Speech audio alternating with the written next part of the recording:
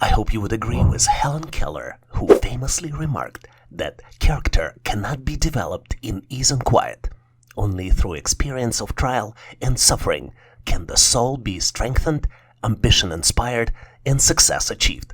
So let's embrace the challenges of this question as opportunity to cultivate resilience and unlock your full potential. You're presented with 4 shapes. There are numbers under each shape. The first shape has number 33. The second shape has number 44. The third shape has number 55. And then comes the shape with the missing number. You need to calculate and select the missing number out of 4 possible choices. Choice A, 77. Choice B, 99. Choice C, 111. And last but not least, choice D, 132. I need to remind you that facing a challenging question in the assessment test can feel daunting. But remember, every obstacle is an opportunity for your growth. Take a moment to gather your thoughts, trust in your abilities, and approach the question with determination and resilience. Together, we will navigate through this challenge and emerge stronger on the other side.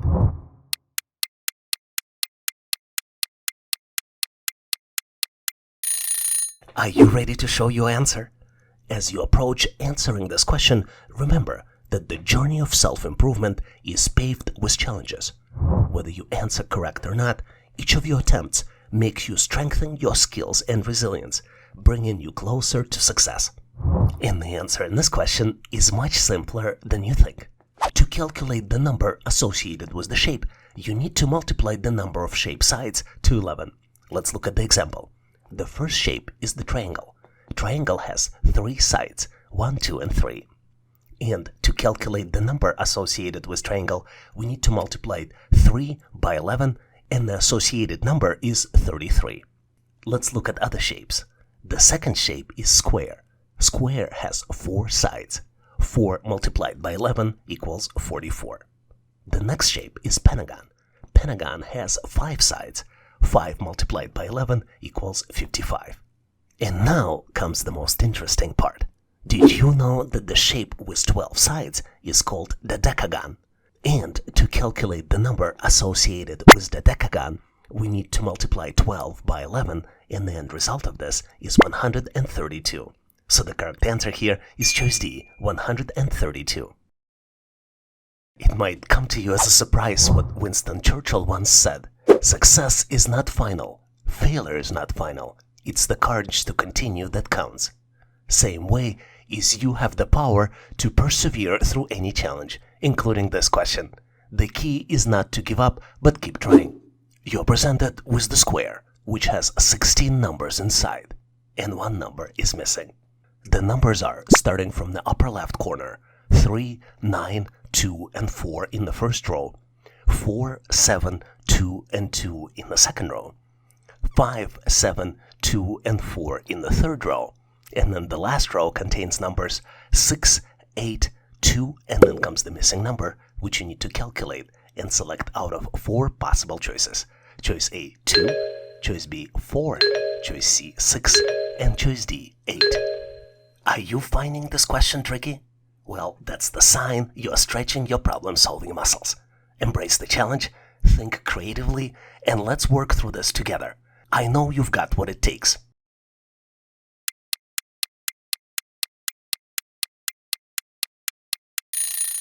Are you excited to share your solution? Let's roll up our sleeves and begin the comparison. Remember though, even if uncertainty looms, keep your optimism shining. Every challenge encountered, whether conquered or not, fosters growth and resilience. The pattern here is rather simple. The last 2 digits in each row are equal to the sum of the first 2 digits multiplied by 2. Let's look at the example. The first row has numbers 3, 9, 2, and 4. 3 plus 9 equals 12, multiplied by 2 equals 24. Let's look at the other rows. 4 plus 7 multiplied by 2 equals 11 multiplied by 2 and equals 22. 5 plus 7 multiplied by 2 equals 24. And then the last row where we calculate the missing number, where 6 plus 8 multiplied by 2 equals 28. So the correct answer here is choice D, 8. You can't argue, but with this question, you're not just a participant.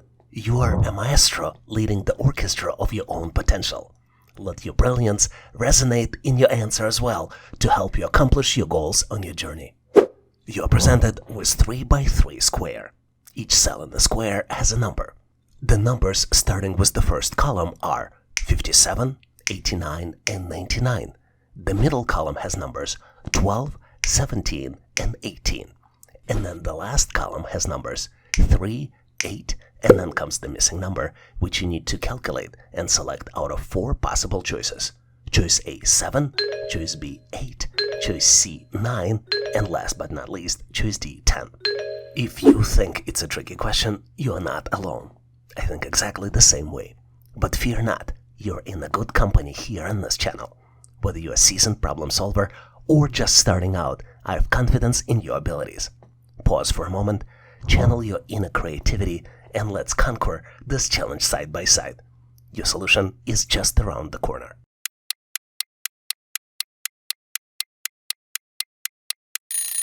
Are you prepared with your solution? I am curious to compare the notes, so I am moving forward so we can share our answers. If you look closely, you can easily recognize the pattern. The calculations here are organized in each row from left to right. Next number in the row is calculated as the sum of digits from the previous one. Let's look at the first row calculations. The number in the upper left corner is 57. 5 plus 7 equals 12, and 1 plus 2 equals 3. Let's look at the second row. Second row starts with the number 89. 8 plus 9 equals 17, and then 1 plus 7 equals 8. The third row starts with the number 99. 9 plus 9 equals 18. So to calculate the missing number, we need to add 1 plus 8, and the result of this is 9. So the correct answer here is choice C, 9. With this question, I want you to remember, you are not just answering it, you are embarking on a journey of discovery and growth. Let's every correct response be a milestone on your path to excellence, and let's convert every incorrect one into the lesson learned. You're presented with the circle, which is broken down into the 8 equal parts. Each section in the circle has number inside. The numbers are 35, 47, 34, 37, 49, 68, 57, and then comes the missing number, which you need to calculate and select out of 4 possible choices. Choice A, 17, choice B, 20, choice C, 23, and last but not least, choice D, 25. Do you think it's a tough one? Rest assured, you're not trying to solve it alone. Regardless of your expertise in problem solving, I believe in your abilities. Pause for a moment, harness your creativity, and let's face this challenge together. The answer is just waiting your insightful touch.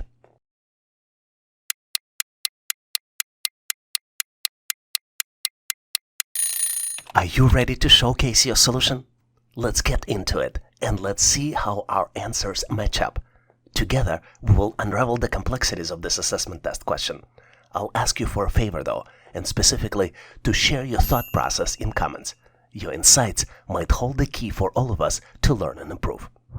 And even if you don't have the answer, don't get discouraged. Just like every cloud has a silver lining, every challenging question carries a lesson waiting to be discovered. You will learn and improve with each question and do better next time. If you look closely at the circle, you can recognize the pattern. The numbers on the opposite side of the left-sided numbers are calculated as a product of digits of the right-side numbers, minus 1. Let's look at the example. At 11 o'clock, we see number 57. 5 multiplied by 7 minus 1 brings us to 34, which is the calculated number on the opposite side. Let's apply the same principles to calculate the other numbers. 6 multiplied by 8 minus 1 equals 47. 4 multiplied by 9 minus 1 equals 36 minus 1 and equals 35. Now we can do the missing number.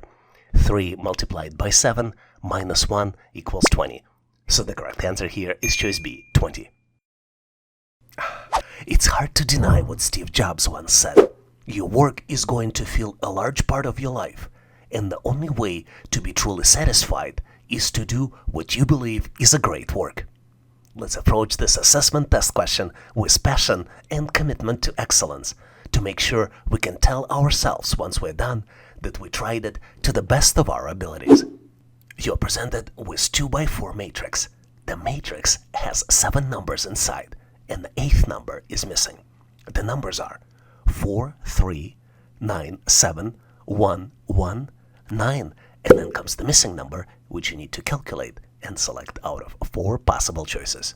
Choice A, 3, choice B, 4, choice C, 5, and last but not least, choice D, 6. Well, I'm on the same page with you. This question may seem daunting at first, but I know you have the skills and creativity to tackle it. Trust in your abilities, and let's explore all possible solutions together. Let's tackle it as a team.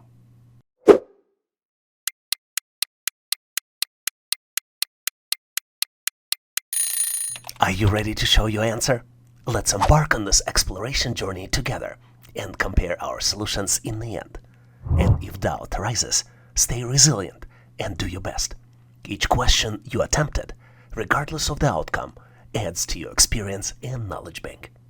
The pattern here is tricky, but not unsolvable. Let's look at the first row. It has numbers 4, 9, 1, and 9. We need to double one digit number on the left and then double it again, adding 1 to both multiplications to calculate the 2-digit number on the right. Let's look at the example. 4 multiplied by 2 plus 1 equals 9. 9 multiplied by 2 plus 1 equals 19. Now we can calculate the missing number in the second row. 3 multiplied by 2 plus 1 equals 7. And 7 multiplied by 2 plus 1 equals 15. So the correct answer here is choice C, 5. Do you remember Mr. Thomas Edison, who famously attempted to invent the light bulb thousands of times?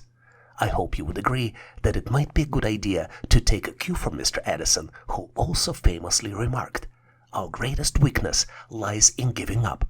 The most certain way to succeed is always to try just one more time." Let's persevere through this test question, understanding that perseverance is the key to unlocking your full potential. You're presented with 3 cool-looking shapes. Each shape has 5 numbers inside. The first shape has numbers 16, 24, 8, 3, and 11. The second shape has numbers 14, 21, 7, 3, and 10. And then the third shape has numbers 27, 36, 9, 4, and then comes the missing number, which you need to calculate and select out of 4 possible choices.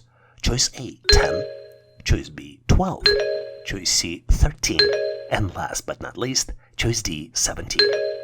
I would agree with you, this question may not be the easiest thing to solve, just like a lot of things in life. But I have full confidence that you have all the required skills and creativity to tackle it. In fact, it doesn't go beyond the typical math.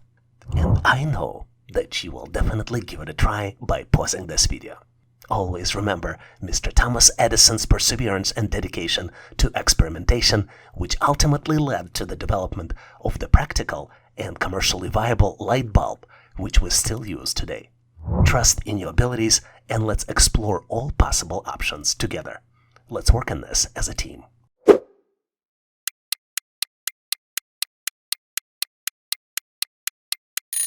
Are you ready to show your answer? I truly hope your answer is correct. But remember, regardless of the outcome of it being correct or not, every attempt contributes to your personal growth and development. The pattern here is much simpler than you think. Instead of digits, let's add letters here, so I can reference them in the calculations. Let's add letters A, B, C, D, and E.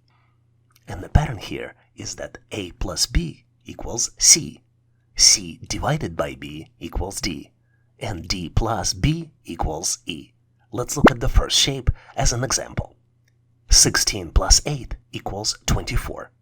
24 divided by 8 equals 3. 3 plus 8 equals 11. Let's confirm it with the second shape. 14 plus 7 equals 21. 21 divided by 7 equals 3. And last, 3 plus 7 equals 10. And now is the good time to calculate the missing number. 27 plus 9 equals 36. 36 divided by 9 equals 4.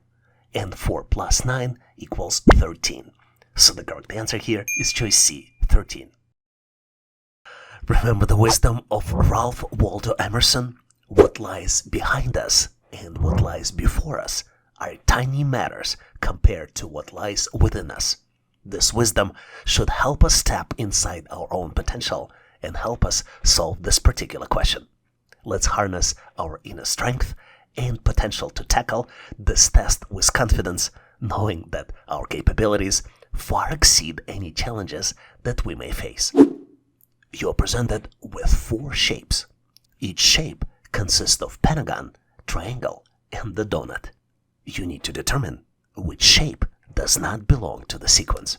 And your choices are, out of 4 shapes, choices A, B, C, and D. Do you see the answer? Well, this question may not be the easiest to solve, just like a lot of things in life. But I know you have the skills and creativity to tackle it. Trust in your abilities and let's explore all possible options. Let's tackle this as a team.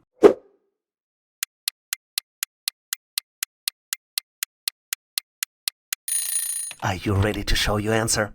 I have no doubts that together we can get to the right answer. And I know that you definitely gave it a try by pausing this video. Remember that every attempt, regardless of the outcome, contributes to your personal growth and development. And the solution here might be easier than you think. To solve it, you need to rotate the shapes to put them into the equal position. For example, we can use position of the shape A as a base position. And this will help us equalize all the shapes to see the difference and find the answer. We can keep shape A in the same position. All we need to do is to rotate shapes B, C, and D. And once you put all 4 shapes side by side, then you can see that the donut in the shape D is in the right corner instead of the left corner for the shapes A, B, and C. So the correct answer here is choice D. With this question, I would like to echo the wisdom of Eleanor Roosevelt. You gain strength, courage, and confidence by every experience in which you really look fear in the face. Let's confront this challenge with this assessment test questions head on, knowing that overcoming obstacles builds your resilience and your character. You're presented with 4 numbers, 17, 43, 37, and then comes the missing number you need to calculate, knowing that all 4 numbers average 30. Your choices for the answers are choice A, 21, choice B, 22, choice C, 23, and last but not least, choice D, 25. Well, this question may seem daunting at first, but I know you have the skills and creativity to tackle it. Trust in your abilities, and let's explore all possible solutions together. Let's tackle it as a team.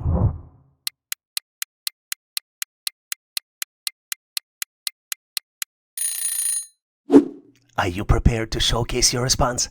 Let's move forward and see where it leads us. And if uncertainty lingers, stay motivated. Every effort made, whether successful or not, brings valuable insights and opportunities for improvement. And the solution here might be simpler than you think. If 4 numbers average 30, then sum of all 4 numbers should be 4 multiplied by 30 and equals 120. Which means that missing number can be calculated by subtracting the known numbers from 120.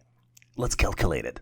120 minus 17 minus 43 and minus 37 equals 23. So the correct answer here is choice C, 23. One have to agree with Albert Einstein, who once famously said, "In the middle of the difficulty lies the opportunity." So let's approach this assessment test question as an opportunity to push ourselves beyond our limits, embracing the change to grow and improve with each question we answer. You're presented with 4 rectangles.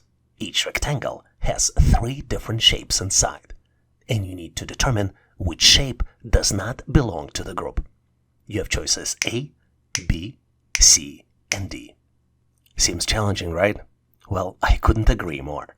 This question may not be the easiest to solve, just like a lot of things in life. but I have full confidence that you have all the required skills and creativity to tackle it. And I know that you definitely will give it a try by pausing this video. Trust in your abilities, and let's explore all possible options together. Let's tackle this problem as a team.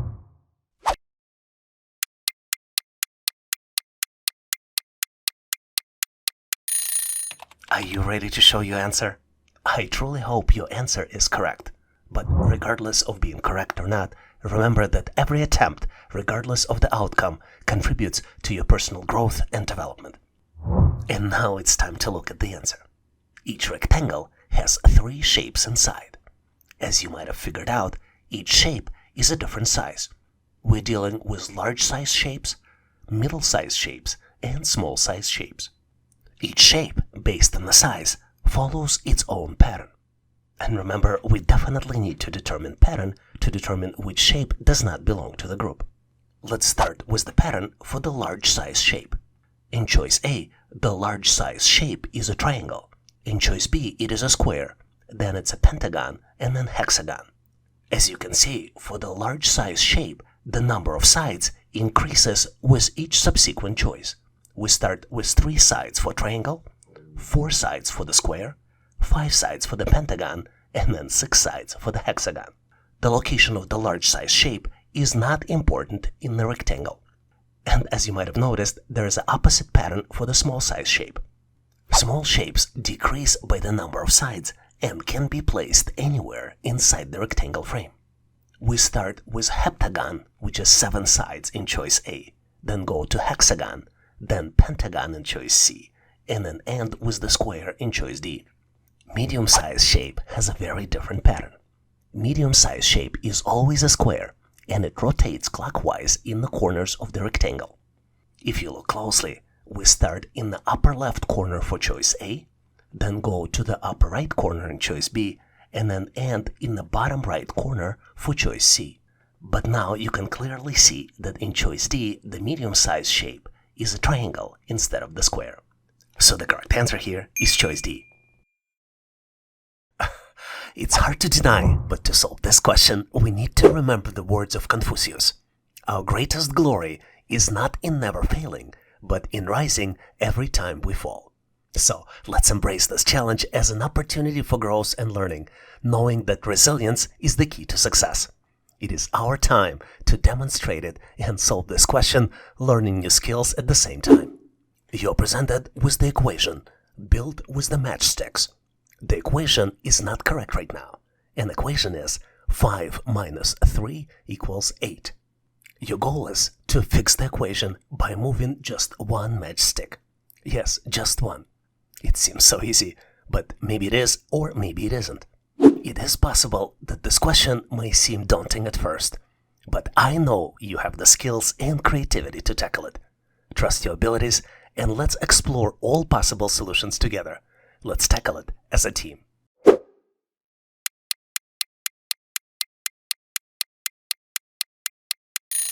Are you ready to show your answer? Let's embark on this journey together and assess our solutions. And if doubt arises, stay resilient. Each question attempted, regardless of the outcome, adds to your experience and knowledge bank. As I already mentioned, the solution here is simpler than you think. But to get to it, let's understand the rules of the matchstick problems. The first rule is that you cannot use less or greater signs. And the second rule is that you cannot use not equal sign. Wouldn't it be easy to just change the equal sign into greater sign and say 5 minus 3 greater than 8? Or to move pretty much any matchstick and make non-equal sign, and you wouldn't run out of options. You might be asking then, what moves are allowed? And there are a few. Movement of matchsticks from digit to digit, from sign to digit, and from digit to signs. Also, negative numbers are allowed. With that in mind, let's solve this equation. We need to move one matchstick from the digit 8 to the first digit. This changes the first digit to 9 and the last digit in this equation to 6. And the correct equation here is 9 minus 3 equals 6. Admit it or not, but genius is 1% inspiration and 99% perspiration. And this is not my quote, This is famously remarked by Thomas Edison. So, let's put in the hard work and dedication required to excel in this assessment, knowing that consistent effort leads to greatness.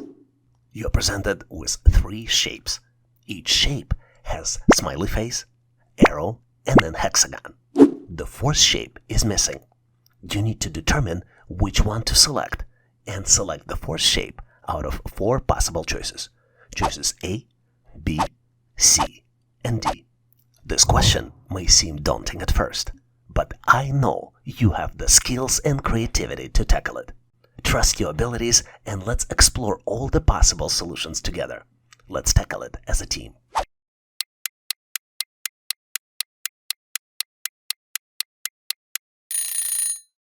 Are you prepared to showcase your response?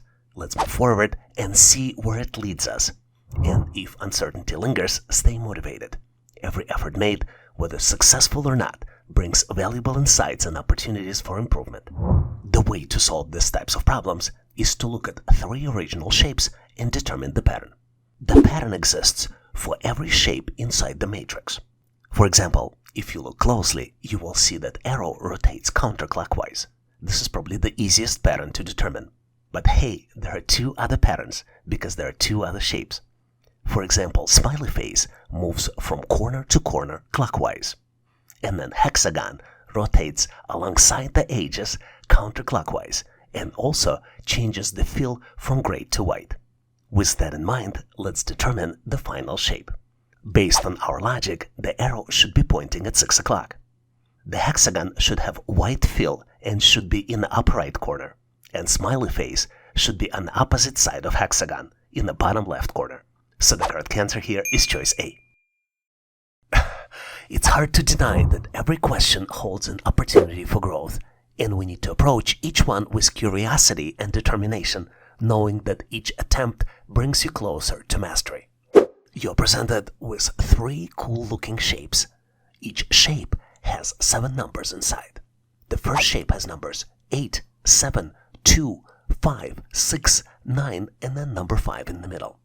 The second shape has numbers 3, 4, 7, 8, 1, 6, and then number 7 in the middle. The third shape has numbers 0, 3, 9, 6, 2, 5, and then in the middle comes the missing number, which you need to calculate and select out of 4 possible choices. Choice A, 0. Choice B, 1. Choice C, 2. And last but not least, choice D, 3. If you're like me, you might have doubts about this question. But don't worry, it's totally natural to encounter challenges. Remember though, every problem has a solution, and I believe you will find it with your ingenuity and perseverance. Let's tackle it as a team.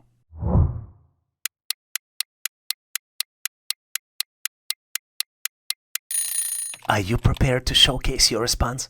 Let's start the discussion and see where it leads us. And if uncertainty lingers, stay motivated. Every effort made, whether successful or not, brings valuable insights and opportunities for improvement. As you might have guessed, to calculate the number, we need to detect the pattern. And pattern here is simple, but not very obvious. The pattern is that the sum of all inside numbers minus the sum of the outside numbers calculates the middle number. Let's look at the example. In the first shape, the inside numbers are 5, 7, and 9. And the sum of 5, 7, and 9 minus the sum of 2, 6, and 8 equals 5. Let's confirm our calculations by looking at the second shape. 6 plus 4 plus 8 minus 1 plus 3 plus 7 equals 7.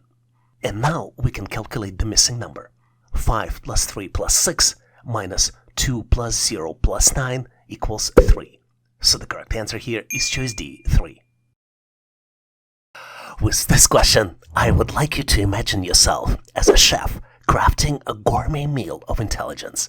And the correct answer here will represent a perfectly seasoned ingredient, and the final dish is a banquet of your achievement. You're presented with 3 diamonds. Each diamond has 4 numbers inside. The first diamond has numbers 1, 2, 3, see a pattern here, and then comes the number 14. Second diamond has numbers 2, 3, and 4, another pattern, and then comes the number 29. The third diamond has numbers 3, 4, 5, And then comes the missing number, which you need to calculate and select out of 4 possible choices. Choice A, 45. Choice B, 48. Choice C, 50. And last but not least, choice D, 52. I wish I would know what your first impression is about this question. What I do know is that I don't want you to think of this as a tough challenge. I would like you instead to focus on thinking out of the box. Rest assured, you are not trying to solve this challenge alone. Regardless of your experience in problem solving, I believe in your abilities. Pause for a moment, harness your creativity, and let's face this tough challenge together. The answer is just waiting for your insightful touch.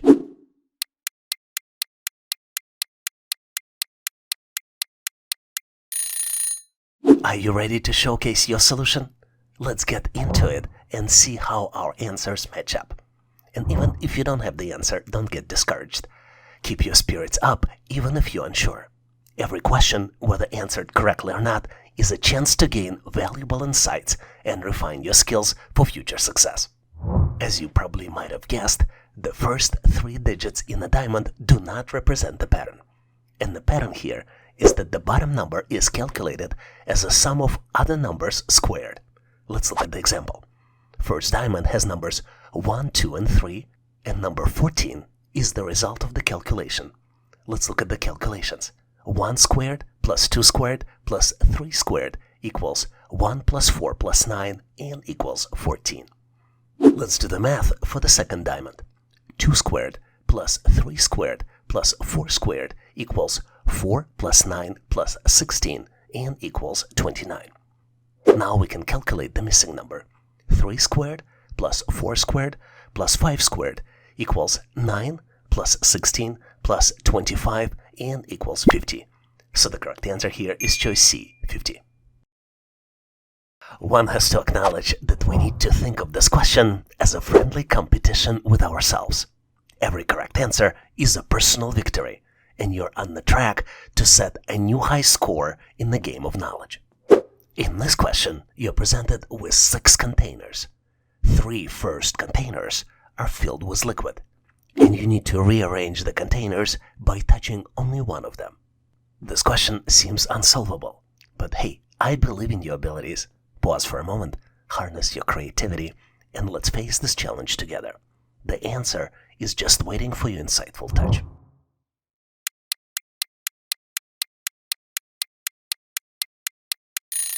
Are you ready to showcase your solution? Let's get into it and see how our answers match up. Together, we'll unravel the complexities of this assessment test question. I'll ask you for a favor though, and specifically to share your thought process in comments. Your insight might hold the key for all of us to learn and improve.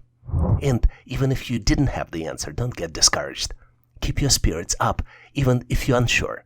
Every question, whether answered correctly or not, is a chance to gain valuable insights and refine your skills for future success. Typical way of thinking to solve this question is just to move the glasses. And to move the glasses, it requires you to touch 2 containers. But to actually solve it, you need to think out of the box. And out of the box thinking is rather simple. You need to pour the water from one glass to another. Take the second glass from the left and pour the water into the second from the end container.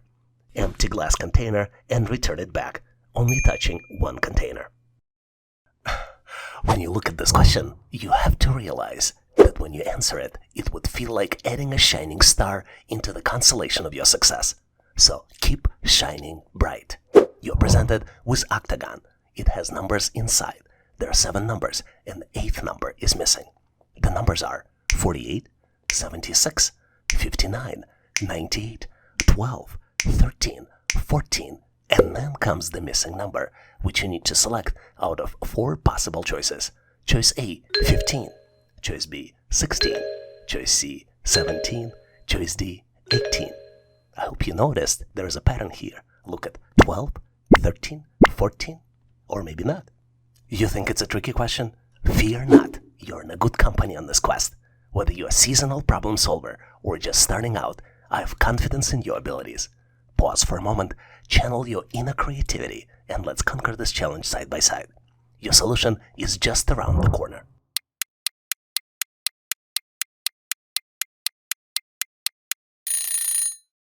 Are you prepared with your solution? I am curious to compare notes, so let's move forward and share our answers.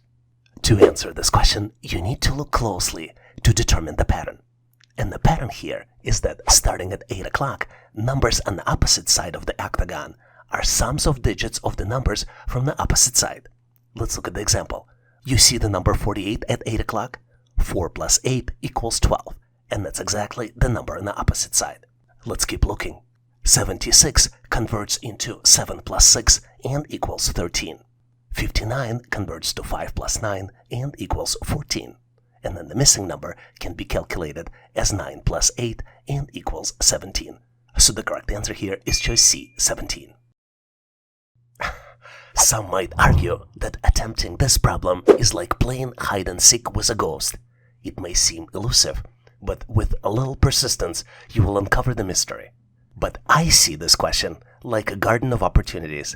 It may be a seed that, when nurtured, grows into knowledge. Your goal is to determine the opposite business word pairs.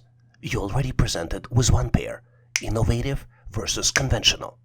And you need to find the opposite business word pairs for other words, which are transparent, collaborative, strategic, and stable. Feel like you stumbled upon a tough one? Well, it's not that difficult to solve, and I have full trust in your problem-solving capabilities. Whether you're a problem-solving veteran or a newcomer, I believe in your capabilities. Take a moment to reflect, tap into your creativity, and let's tackle this challenge together. The answer is just waiting to be discovered.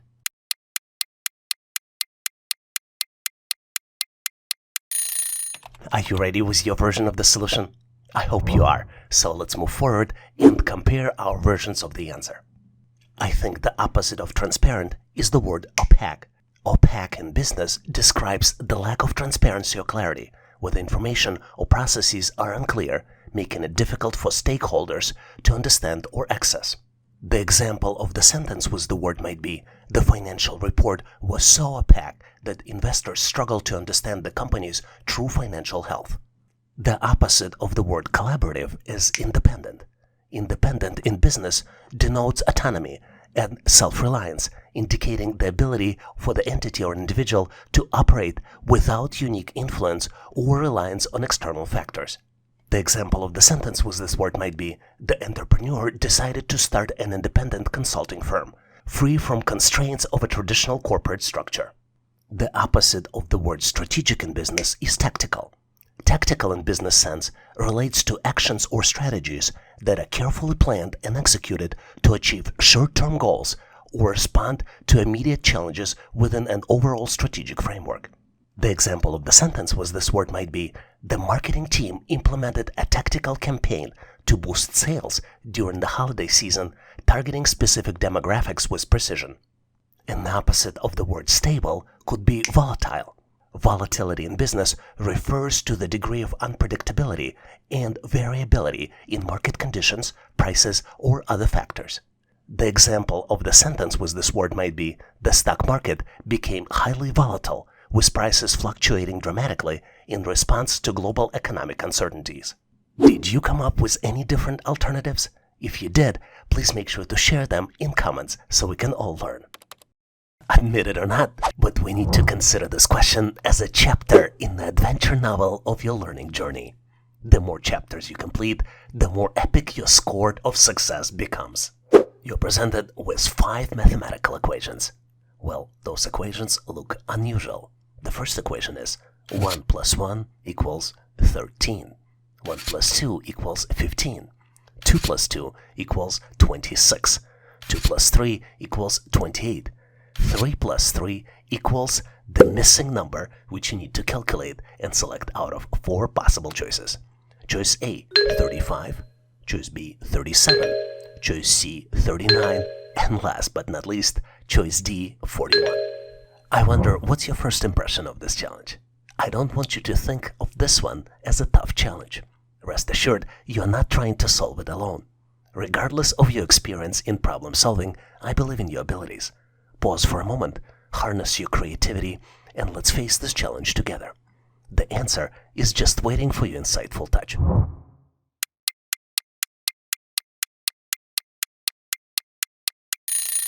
Are you ready to showcase your solution?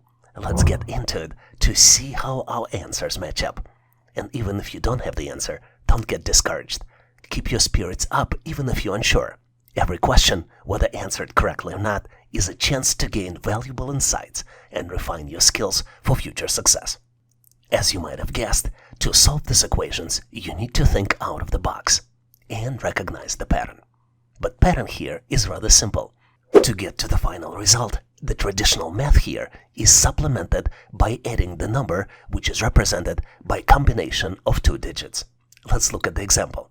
The initial first equation is 1 plus 1 equals 13. But in addition to 1 plus 1 math, we need to add 11, the combination of digits 1 and 1. So the final math would be 1 plus 11 plus 1, and then the result equals 13. Let's look at other expressions to validate our assumption. 1 plus 2 equals 1 plus 12 plus 2 and equals 15. 2 plus 2 equals 2 plus 22 plus 2 and equals 26. 2 plus 3 equals 2 plus 23 plus 3 and equals 28, which allows us to calculate the missing number. 3 plus 3 equals 3 plus 33 plus 3 and equals 39. So the correct answer here is choice C, 39. In this section, we will look at the behavioral employment assessment questions frequently asked in a test. Behavioral questions are used by employers to evaluate a candidate's behavioral tendencies, soft skills, and decision-making abilities in specific work-related scenarios. These tests are designed to predict how well a candidate is likely to perform and how well the candidate will fit into company's culture based on their responses to various situational questions. Most commonly, employers use following three types of questions. Number one is scenario-based questions. Candidates are presented with hypothetical work-related scenarios or situations. These scenarios may be relevant to a specific job role or industry the candidate is applying for. Number two are multiple-choice questions. Candidates are provided with multiple-choice options as responses for each scenario. They need to choose the most appropriate or effective response. And last but not least are evaluation behavioral trait questions. These types of questions assess various behavioral traits and soft skills of the candidates, such as problem-solving ability, communication skills, teamwork, conflict resolution, time management, adaptability, and leadership potential. Let's look at some of the specific behavioral test questions we frequently see on the test. Here's an amazing question we frequently see on the test. You're presented with the statement. In this case, the statement is, I'm working better when no one is bothering me. You need to select your answer out of 7 possible choices. Choice A, strongly disagree. Choice B, disagree. Choice C, somewhat disagree. Choice D, not sure. Choice E, somewhat agree. Choice F, agree. And last but not least, choice G, strongly agree. Take a close look to see if you can come up with the answer. This is a tricky question, so in addition to just selecting the answer, I would recommend that you build a mental strategy on how to answer and why are you selecting this particular choice. Are you ready? Let's move forward, so I'll share with you my version of the answer.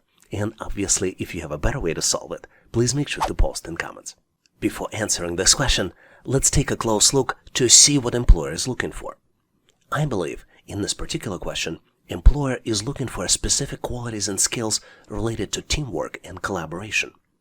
What's interesting is while the statement, I'm working better when no one's bothering me, might reflect preference for working independently, this is not correct. This statement, if answered incorrectly, raises concerns about your ability to function effectively within the team-oriented environment. To better understand how to answer, let's imagine the scenario where you're answering this question during job interview. How would you answer? I might be wrong, but when answering, you would highlight 3 important points. Number 1, you would highlight your collaboration skills. You would emphasize your ability to work well with others and your experiences in collaborating on projects and tasks. You probably would benefit by providing examples on how you communicate effectively, share ideas, and respect diverse opinions. Number 2, You would discuss successful team experiences. You probably would provide examples of times when you worked effectively in a team setting and collaborating to achieving positive outcomes. And last but not least, I would recommend that you acknowledge your independence but show adaptability. While it's okay to appreciate periods of uninterrupted work, it's essential to demonstrate your adaptability to work in a team when required. Now let's summarize and look at important considerations on how you can answer these types of questions. There are a few important criteria to keep in mind. Number one is that this question measures your level of sociability. These types of questions measure your tendency to enjoy being around people and working with others. Number two is in this question, employer is trying to determine if you're a good team player. Number three, the correct answer depends on a specific job, but keep in mind that most of the jobs require interactions with other team members. So the summary here is that if your job opening requires teamwork, and most of the jobs do, it's always better to answer strongly disagree or disagree. And if you have ability to provide the rationale for your answer, make sure to use the samples that I'm just about to provide to you, as well as considerations in this notes section. Let's look at the specific sample. So you're presented with the question, I'm working better when no one is bothering me. Your answer might be, I respectfully disagree that I work better when no one's bothering me. In any work environment, I recognize the importance of being open to collaboration, as well as team interactions. I understand that work processes can be unpredictable and that there may be situations where my coworkers require help or attention. And I'm always willing to lend a hand and actively engage with my team members to ensure our collective success. I genuinely enjoy being around people and thrive in collaborative setting. Working with others helps me leverage diverse perspectives and skill sets, which often leads to innovative solutions and improved outcomes. I strongly believe that maintaining open communications with colleagues fosters a supportive and productive work environment. What's even more important is that while I prefer to minimize unnecessary distractions and unrelated requests during my focus time, I understand that effective teamwork sometimes necessitates flexibility. In such cases, I am acceptable and capable of handling stress with composure. I have developed resilience and the ability to maintain productivity even in demanding situations. So, ultimately, I am confident that my collaborative mindset, interpersonal skills, and capacity to handle varying work dynamics make me a strong fit for the role that requires team interactions. I am committed to contributing my best efforts to the team's success and fostering a positive and productive work environment. This is why, when I was presented with the question, I am working better when no one bothering me, I chose choices A, strongly disagree, or choice B, disagree. What are your thoughts and experiences answering this type of question? Could you please share your thought process and rationale in comments so we can all learn? We get a lot of questions on how to excel on behavioral assessment tests for employment. I believe that to succeed in behavioral tests, you must adopt a comprehensive approach that showcases authenticity, self-awareness, job relevance, a balanced perspective, as well as the art of supporting examples. Let's look at each one of them in more details. Number one is embrace authenticity. Authenticity forms the foundation of successful behavioral assessment. As a candidate, make sure to be true to yourself and present honest responses that genuinely reflect your personality, values, and work style. I recommend that you avoid the temptation of molding your answers to align with prospective expectations, and instead emphasize your strengths while acknowledging areas of growth. Number two principle is cultivate self-awareness. Self-awareness is the key to understanding and articulating your behavioral tendencies. Take a moment to showcase your unique characteristics, strengths, and weaknesses. More than just understanding yourself in isolation, consider how your attributes contribute to collaborative work environment. Number three principle is tailor your responses for job relevance. To truly stand out, candidate must recognize the importance of tailoring responses for specific job requirements. Before responding to each scenario, carefully analyze the job description, responsibilities, and organizational values. Make sure to align your answers with the qualities that employer is looking for and ensure that responses resonate with their expectations.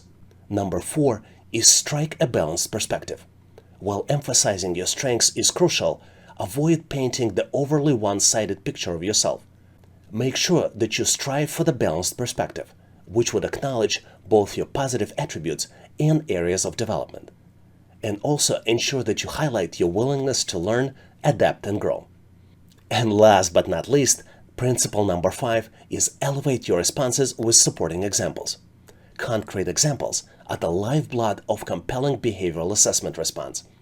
Instead of providing vague answers, back your choices with specific instances from the past experiences. Elaborate on how you successfully handled challenges, resolved conflicts, or contributed to the team accomplishments. And now, let's continue to get you ready for the assessment test. Here's an interesting question to see how well you would deal with customer service inquiries. A customer is upset because her favorite pizza is currently unavailable. What is the best way to respond? And you're presented with 4 possible choices. Choice A. Tell the customer to speak with the manager to resolve the issue. Choice B. Offer the customer an alternative pizza option. Choice C. Inform the customer that you will check if the desired pizza is in stock. And last but not least, choice D. State that handling this matter is not within your responsibility. Take a close look to see if you can come up with the answer. Are you ready? If not, please make sure to pause this video to see if you can come up with the answers, because I'm moving forward to share with you my version of the solution. And obviously, if you have a better way to resolve it, please make sure to post in comments. As you might have guessed, this question is not about picking one of the choices. This question is about a fundamental customer service principles and how you use them to answer this particular question. You also want to make sure to mention all these principles when you're answering this question in person. So what are those principles? There are 4 of them. Number 1 is acknowledging the customer's disappointment. Because her favorite pizza is not available and you show empathy, this shows your understanding of her feelings. Number 2 principle is providing an immediate alternative option, which shows responsiveness and commitment to helping the customer promptly. Number 3 principle is taking responsibility for finding a solution, which exemplifies ownerships and dedication for you to help resolve customer issue. And last but not least is the principle of offering an alternative. In this case, you can offer alternative pizza, which would demonstrate a proactive approach to addressing the customer concern and finding a suitable resolution. Based on these 4 principles, let's look at the incorrect answers and why you might avoid selecting them. Choice A. Tell the customer to speak with the manager to resolve the issue. Using this selection passes the responsibility to the manager and may make customer feel ignored and dismissed, and it is important to take initiative and attempt to assist the customer directly. Choice C. Inform the customer that you will check if the desired pizza is in stock is a good choice. But this is not the best choice. While this response shows some willingness to help, it may leave the customer waiting for the solution. Offering an immediate alternative is a more proactive approach. And last incorrect choice is choice D. State that handling this matter is not within your responsibility. Telling the customer that it's not your responsibility can come across as unhelpful and may lead to further dissatisfaction. You should strive to assist the customer as much as possible within your capacity. So as you might have figured out, I believe that the correct answer to this question is choice B. Offer an alternative pizza option. By offering an alternative pizza option, you address the customer's disappointment and demonstrate willingness to help. In addition to the suggestion, you can also offer to search for her favorite pizza flavors in competitor brands. This approach helps turn a negative situation into a positive one, where you learn more about the customer and find the proactive solution as possible suitable alternative. What do you think about this question? Do you agree with this solution? Do you have a better way to solve it? Please make sure to post your answer and rationale in comments. In this section, we will look at the leadership assessment test for employment, which measures candidates' leadership potential and skills. The questions on this type of test typically involve scenarios and situational judgment and may assess traits such as decision-making, communication, conflict resolution, and delegation. Let's look at some sample leadership assessment test questions we typically see on the test to prepare you for the assessment. Let's face it, the correct answer to this question is a brick in the foundation of your success. Build confidently as you're constructing a monument of achievement. You need to select the answer that best describes you to the following statement. I am more productive when I don't have to take risks as part of my job. And you're presented with 7 possible choices. Choice A, strongly disagree. Choice B, disagree. Choice C, somewhat disagree. Choice D, not sure. Choice E, somewhat agree. Choice F, agree. And last but not least, choice G, strongly agree. Do you think you've encountered a tough one? Rest assured, you are not alone in this path. And I can't agree more. But regardless of your experience in problem solving, I believe in your abilities. Pause for a moment, harness your creativity, and let's face this challenge together. The answer is just waiting for your insightful touch.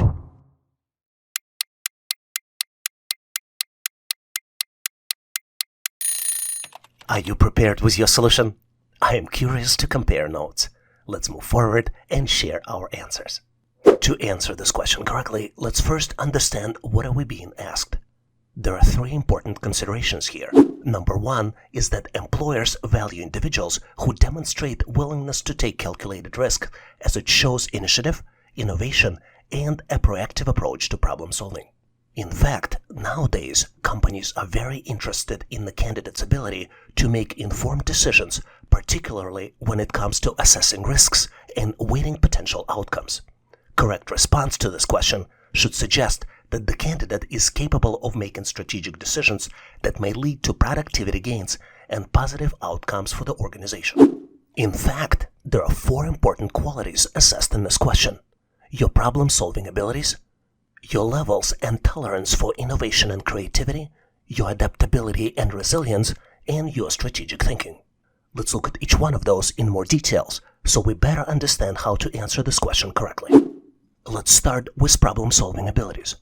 Taking calculated risks often requires problem-solving skills to assess potential challenges and develop strategies to mitigate risks.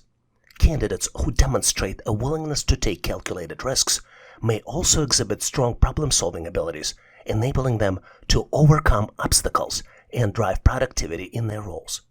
You might be surprised how indirectly this question assesses your innovation and creativity. In fact, candidates who are open to taking calculated risks may possess a creative and innovative mindset.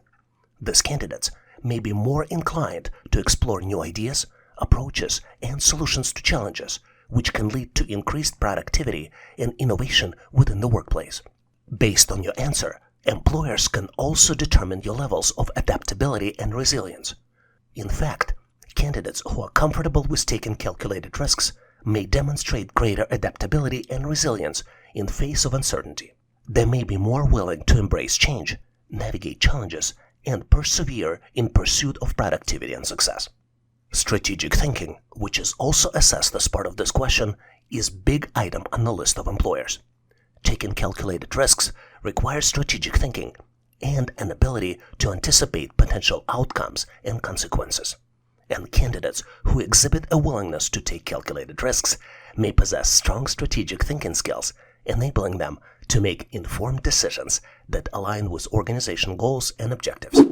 In summary, this simple question main focus is to measure your decision-making skills. But in addition, employer is trying to determine your levels of innovation, creativity, problem-solving, adaptability, resilience, and strategic thinking. In fact, this question measures your open-mindedness and comfort around trying new things. The correct answer depends on specifics of the job. A candidate who is more open-minded and demonstrate a willingness to take calculated risks may be perceived as more effective. Let me leave you with the sample answer if you face this question in a job interview. As a candidate, I recognize that productivity is essential in my role, and I strive to maintain high levels of efficiency in my work. However, I disagree with the statement that I am more productive when I don't have to take calculated risks. While stability and predictability are valuable, I believe that taking calculated risks can lead to innovation growth and breakthroughs in performance. By disagreeing with the statement, I aim to convey my willingness to step outside of my comfort zone, embrace challenges, and explore new opportunities that may enhance productivity and contribute to the success of the organization. My approach is carefully evaluate risks, make informed decisions, and leverage opportunities to drive positive outcomes ultimately maximizing productivity and achieving goals effectively. With this answer, I believe the correct answer to this question is choice B, disagree. Are you in agreement with me? If you're not, please make sure to share your answer and your suggestions in comments. A lot of times during the test, you might be presented with very uncomfortable situation to determine how you would behave. This is one of those test questions. You got promoted to the manager role that your colleague at work was also hoping for. Now things are awkward between you two. You want to keep the relationship going, but your colleague is not speaking to you outside of the required communications during the team meetings. You have 5 choices to select all that apply in order. Choice A, apologize for the fact that you were promoted over your colleague. Choice B, ask your colleague about her career aspirations. Choice C, schedule a meeting to discuss your colleague's feelings. Choice D, stay professional. Choice E, prepare the 30-day action plan as a manager of the department. Take a close look, maybe pause this video, give yourself 10 to 15, maybe 20 seconds to see if you can come up with the answer. Are you ready? I am moving forward to share with you my version of the solution, and obviously if you have a better way to solve it, please make sure to post in comments. I think this question is about demonstrating leadership at the higher level of job responsibilities. Let's take a close look. I think you cannot control other people's reactions to your promotion. Typically, the best candidate gets selected for the promotion if there is a competition within the department. Because of this, you should not feel bad that you were selected for the job, and instead of focusing on colleagues' feelings, you should focus on common goal of making department and the company move forward in the marketplace. I think your colleagues' reactions described in this question might be called stonewalling, which is one of the ways to demonstrate defensive behavior. Stonewalling means that the person shuts down when feelings are overwhelming during the conflict. Instead of looking inside and finding opportunities to get better and look forward at this experience as potential opportunity, especially when they can't do anything about the changed environment, and they find the blame in another person and mentally justify their behavior.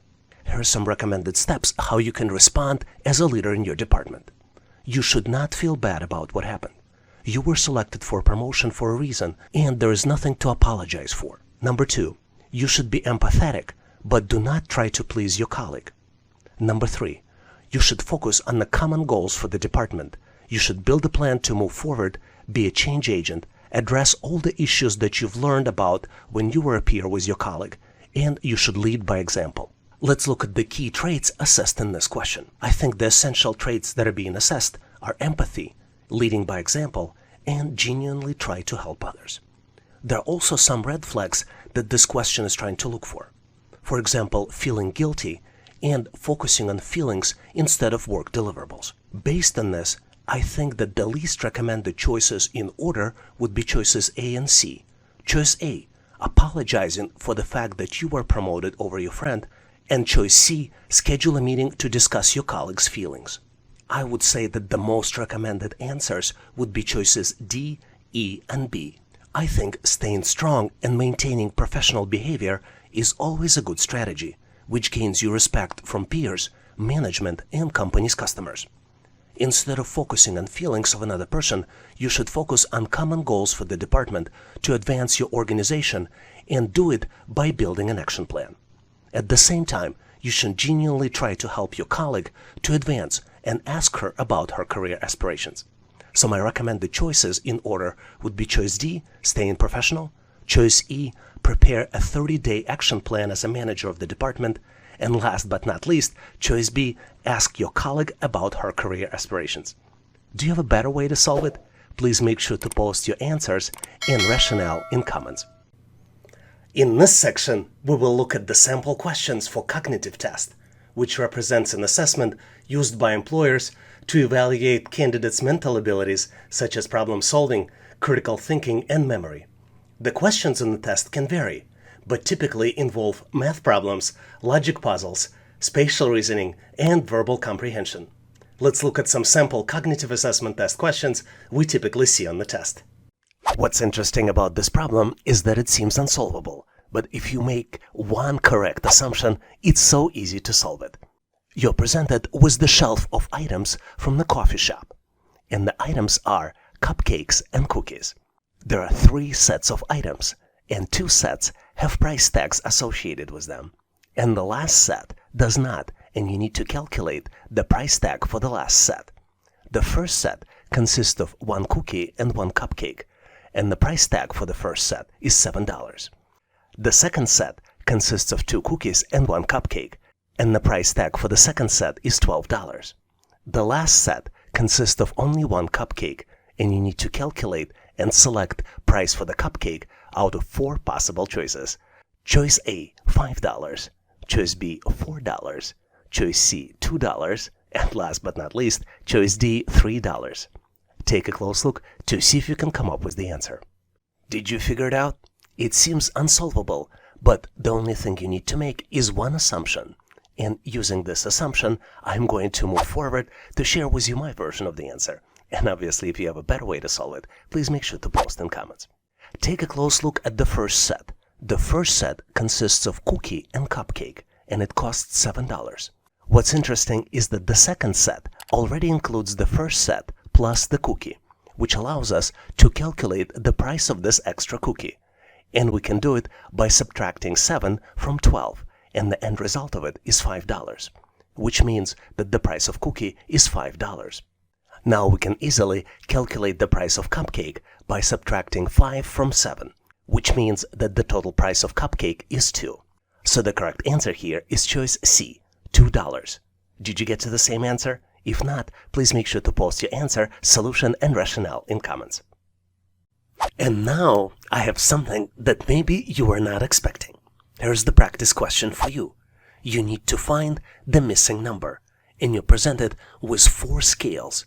3 scales have items on the left side and the number on the right side to make them equal.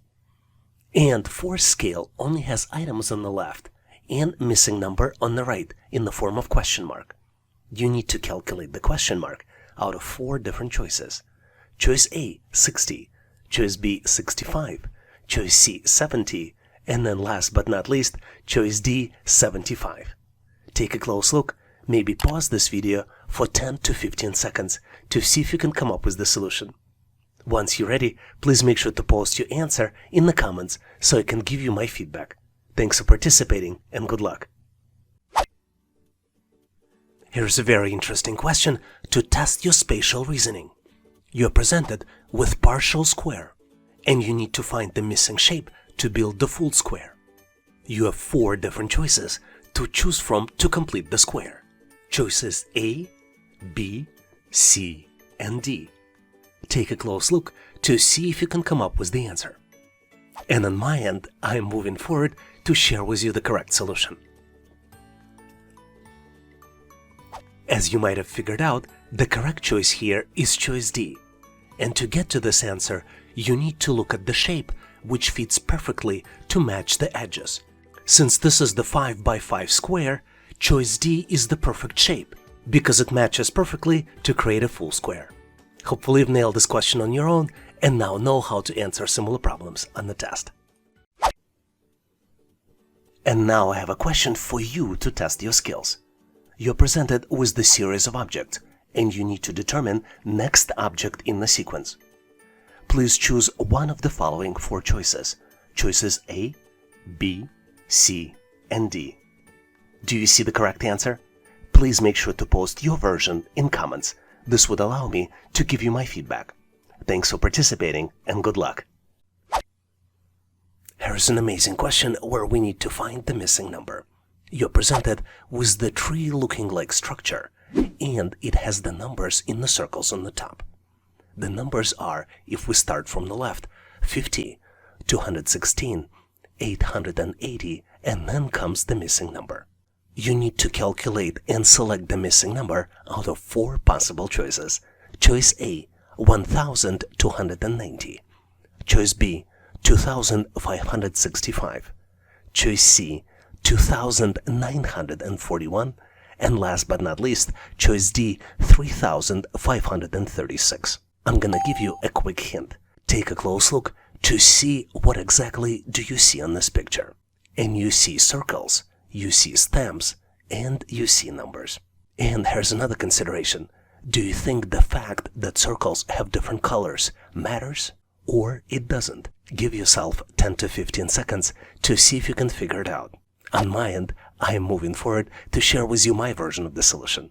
And obviously, if you have a better way to solve it, please make sure to post in comments. The pattern here is rather simple, but it takes a little bit of time to detect it.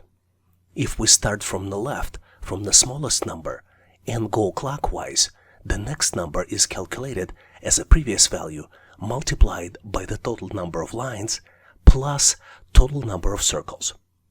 Let's look at the example. The first number is 50 in the purple circle, and it's given, not calculated. The second number, though, is calculated previous number 50 multiplied by 4 plus 16, and the result of this is 216. Third number is calculated as 216 multiplied by 4 plus 16 and equals 880. Now you might be wondering what is 4 and where it came from and what is 16. The 4 is number of stem lines in this structure. Let's count them. 1, 2, 3, and 4. And 16 is the total number of circles. If you count them, you see 4 circles on the forefront, the ones that have number and missing number. And then there are also 12 circles in the background. Now we have all of this information and we can calculate the missing number.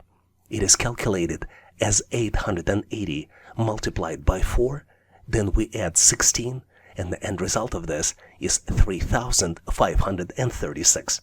So the correct answer here is choice D, 3,536. Hopefully you've nailed this problem and now know how to answer similar problems on the test.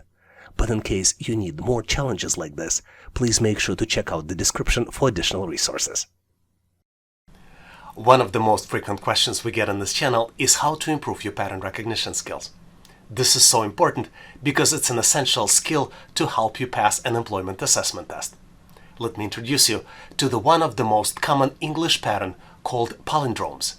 Palindromes is a letter-based pattern which allows you to read the same word backwards and forwards.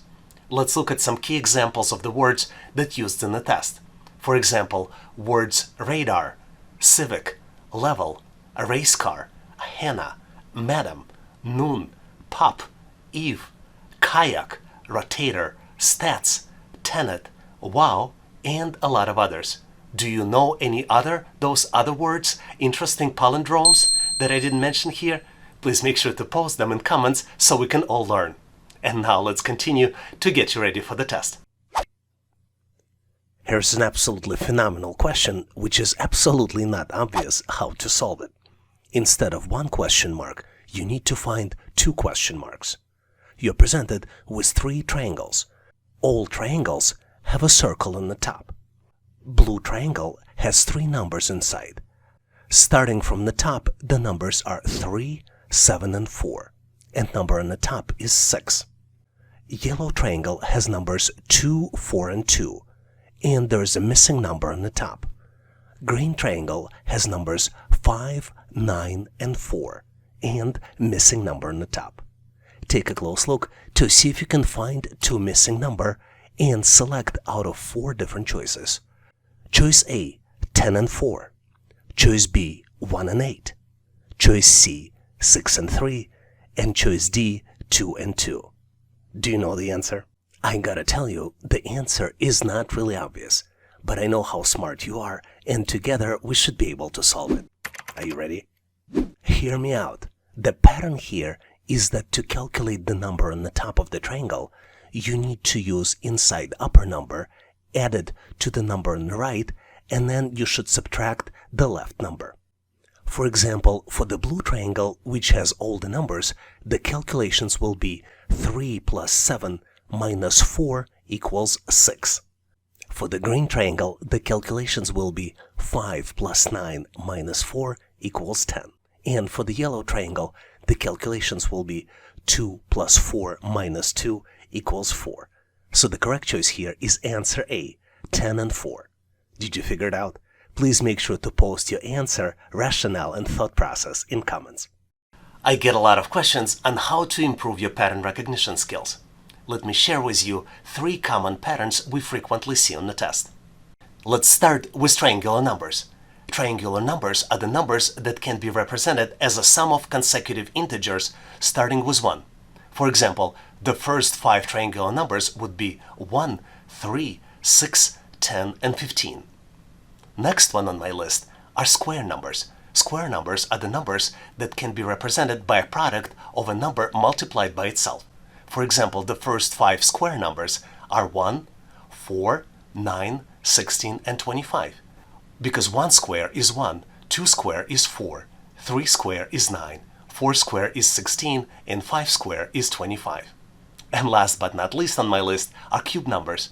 Cube numbers are numbers that can be represented as a product of a number multiplied by itself twice.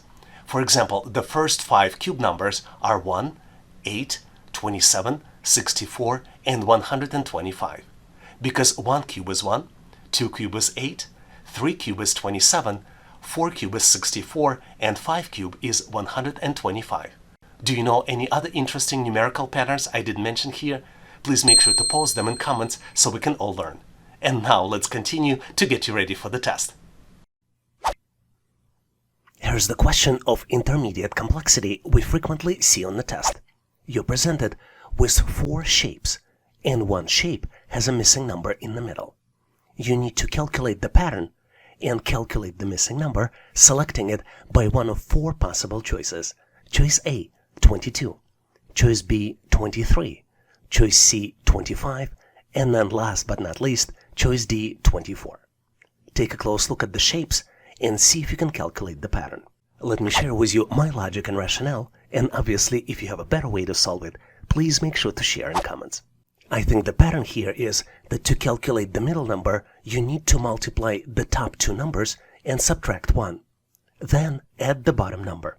Let's look at the first shape to confirm the logic. 2 multiplied by 3 minus 1 equals 5. 5 plus 2, which is the bottom number, equals the middle number, which is 7. Let's apply the same pattern to the shape with the missing number. 8 multiplied by 3 minus 1 equals 24 minus 1 equals 23. 23 plus 2 equals the missing number, which means that the missing number is 25. So the correct choice here is choice C, 25. Did you see any other patterns or found the better ways to solve it? Please make sure to post your answer and rationale in comments. One of the very frequent questions we get on this channel is how to improve your pattern recognition skills. One of the key ways is to use your imagination. You can use imagination to visualize items in your mind, and this is one of the most powerful techniques. Let's take a close look at the example. Here, you're required to build English business word, and you need to use all the letters only once. If you look closely and try to visualize and build the answer in your mind, you can mentally connect the letters and get to the correct answer, which is the word management. It might be hard to do it initially, but if you do crosswords and puzzles, you can improve your skills and get better at this with practice. Do you have any other interesting techniques that you can share? Please make sure to post them in comments so we can all learn. Here's an interesting question where you need to find the missing number. You're presented with the set of numbers 4, 9, 20, 8, 5, 14, 10, 3, and then comes the missing number. You need to select or calculate the missing number out of 4 possible choices. Choice A, 4. Choice B, 11. Choice C, 13. And choice D, 34. Take a close look at this 3x3 matrix to see if you can come up with the solution. I hope by now you have a good understanding of the problem, and maybe pause this video trying to solve it, because on my end I'm moving forward to share with you my version of the solution. And obviously if you have a better way to solve it, please make sure to post in comments. And the pattern here is that the manipulation with the left and the middle number calculate right column's number. Basically, in each row, the third number is the sum of half of the first number and 2 times the second number. Let's look at the specific calculations. The first row has numbers 4, 9, and 20. 4 divided by 2 plus 9 multiplied by 2 equals 2 plus 18 and equals 20, which is exactly the number in the third column. Second row contains numbers 8, 5, and 14. 8 divided by 2 plus 5 multiplied by 2 equals 4 plus 10 and equals 14. And now we are ready to calculate the missing number. 10 divided by 2 plus 3 multiplied by 2 equals 5 plus 6 and equals 11. So the correct choice here is choice B, 11. Do you have a better answer? Please make sure to share your thoughts and rationale in comments.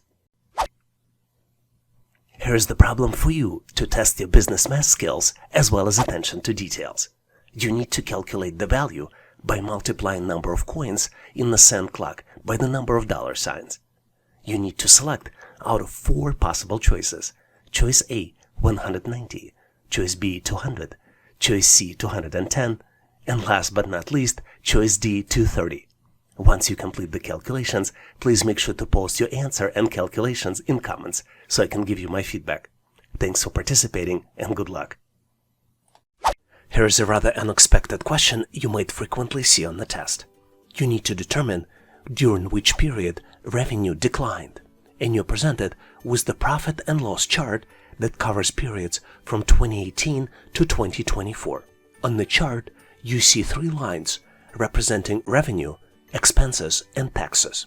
And you need to select the final answer out of 4 different choices. Choice A, the period between 2018 and 2020. Choice B, the period between 2019 and 2020. Choice C, the period between 2020 and 2021. And choice D, the period between 2023 and 2024. Give yourself a little bit of time, maybe pause this video to see if you can come up with the solution. I'm pretty sure that by now you found it, but I'm going to move forward and reveal you my version of the solution anyway. And if you know the better way to solve it, please make sure to post in comments.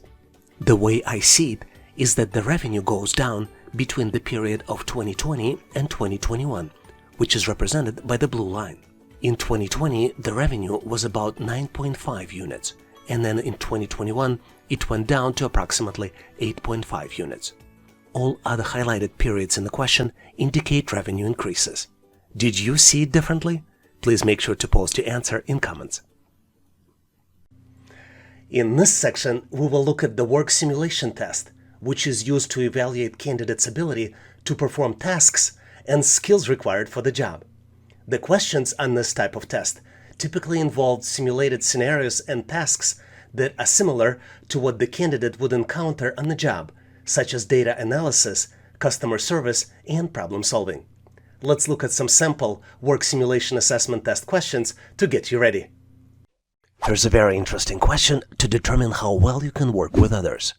You need to determine what is the best way to schedule a meeting with the client who is based in a different time zone and has limited availability. You need to select out of 4 possible choices. Choice A, schedule the meeting without considering the client's time zone. Choice B, email the client with several date and time options without specifying the time zone. Choice C, check the client's time zone and suggest several date and time options that work for both the client and your manager. And last but not least, choice D, schedule the meeting during your manager's preferred time slot without considering the client's availability or time zone. Take a close look to see if you can select the right answer. And I'm moving forward to share with you my version of the answer. And obviously, if you have a better way to solve it, please make sure to post in comments. I believe the correct answer here is choice C. Option C is the best choice because it takes into consideration the client's availability and time zone. There are 2 stakeholders in this action, your manager and your client. And you need to check the time zone and suggest several date and time options that work for both the client and your manager. This will ensure that the meeting is scheduled at a convenient time for both parties, and this minimizes the risk of confusion and miscommunication. Let's also look at other options to determine why they might be incorrect. Let's look at option A. It is wrong because it ignores the client's time zone, which will lead to scheduling conflicts. Option B is also incorrect because it does not specify the time zone, which can cause confusion and miscommunication. And last but not least, option D is incorrect as well because it disregards the client's availability and time zone, which can lead to scheduling conflicts and damage the company's reputation. When you solved this challenge on your own, did you come up with a different answer? If this is the case, please make sure to post your answer and solution in comments. Very frequently on the test, companies look at your customer service skills. This is one of these types of questions. You work as a CSR and need to help troubleshoot internet connectivity. What is the best approach to troubleshoot slow internet speeds for a customer? You're presented with 4 choices and you need to select one. Choice A. Ask the customer to restart their modem and transfer to technical support if issue persists. Choice B. Ask the customer to restart their computer and transfer to technical support if issue persists. Choice C. Ask the customer to check their internet connection and transfer to technical support if the issue persists. And last but not least, choice D. Walk the customer through the thorough troubleshooting process, including resetting the modem and computer, checking cables and connections, and testing the internet speeds. Take a close look to see if you can come up with the answer. If you need to pause this video, feel free to do this to reread the answers and select the correct one. On my end, I'm moving forward to share with you my version of the answer. And obviously, if you have a better way to solve it or have a different important considerations, please make sure to bring them up in comments. I believe the correct answer here is choice D. To remind you, in choice D, you would need to walk the customer through a thorough troubleshooting process, including resetting the modem and computer, checking cables and connections, and testing the internet speeds. Only this approach shows your commitment to providing excellent customer service and may even resolve the issue without need for technical support transfer. One important thing to note, the original question is kind of convoluted and it uses the acronyms. Just to clarify for you, CSR stands for Customer Service Representative. And now let's look at the incorrect choices, choices A, B, and C, to see why they are incorrect. I think those options are incorrect because they only involved asking the customer to perform a single action and then transferring them to technical support. This approach may not resolve the issue and it may result in a customer having to wait longer for the resolution. Did you come up with the different answer? If you did, please make sure to post your answer, considerations, and thought process in comments. Here's a very interesting question on how to provide recommendation to your manager for the new product line. Your manager wants you to provide a recommendation on whether to continue investing in the new product line based on your analysis of the sales data. What is the best approach to analyze the sales data and provide the recommendation? You're presented with 4 different choices. Let's look at each one of them. Choice A. Conduct a simple analysis of the sales data and provide recommendation based on initial findings. Choice B. Conduct a comprehensive analysis of the sales data, including market trends and competitor data. Provide a recommendation based on your findings. Choice C.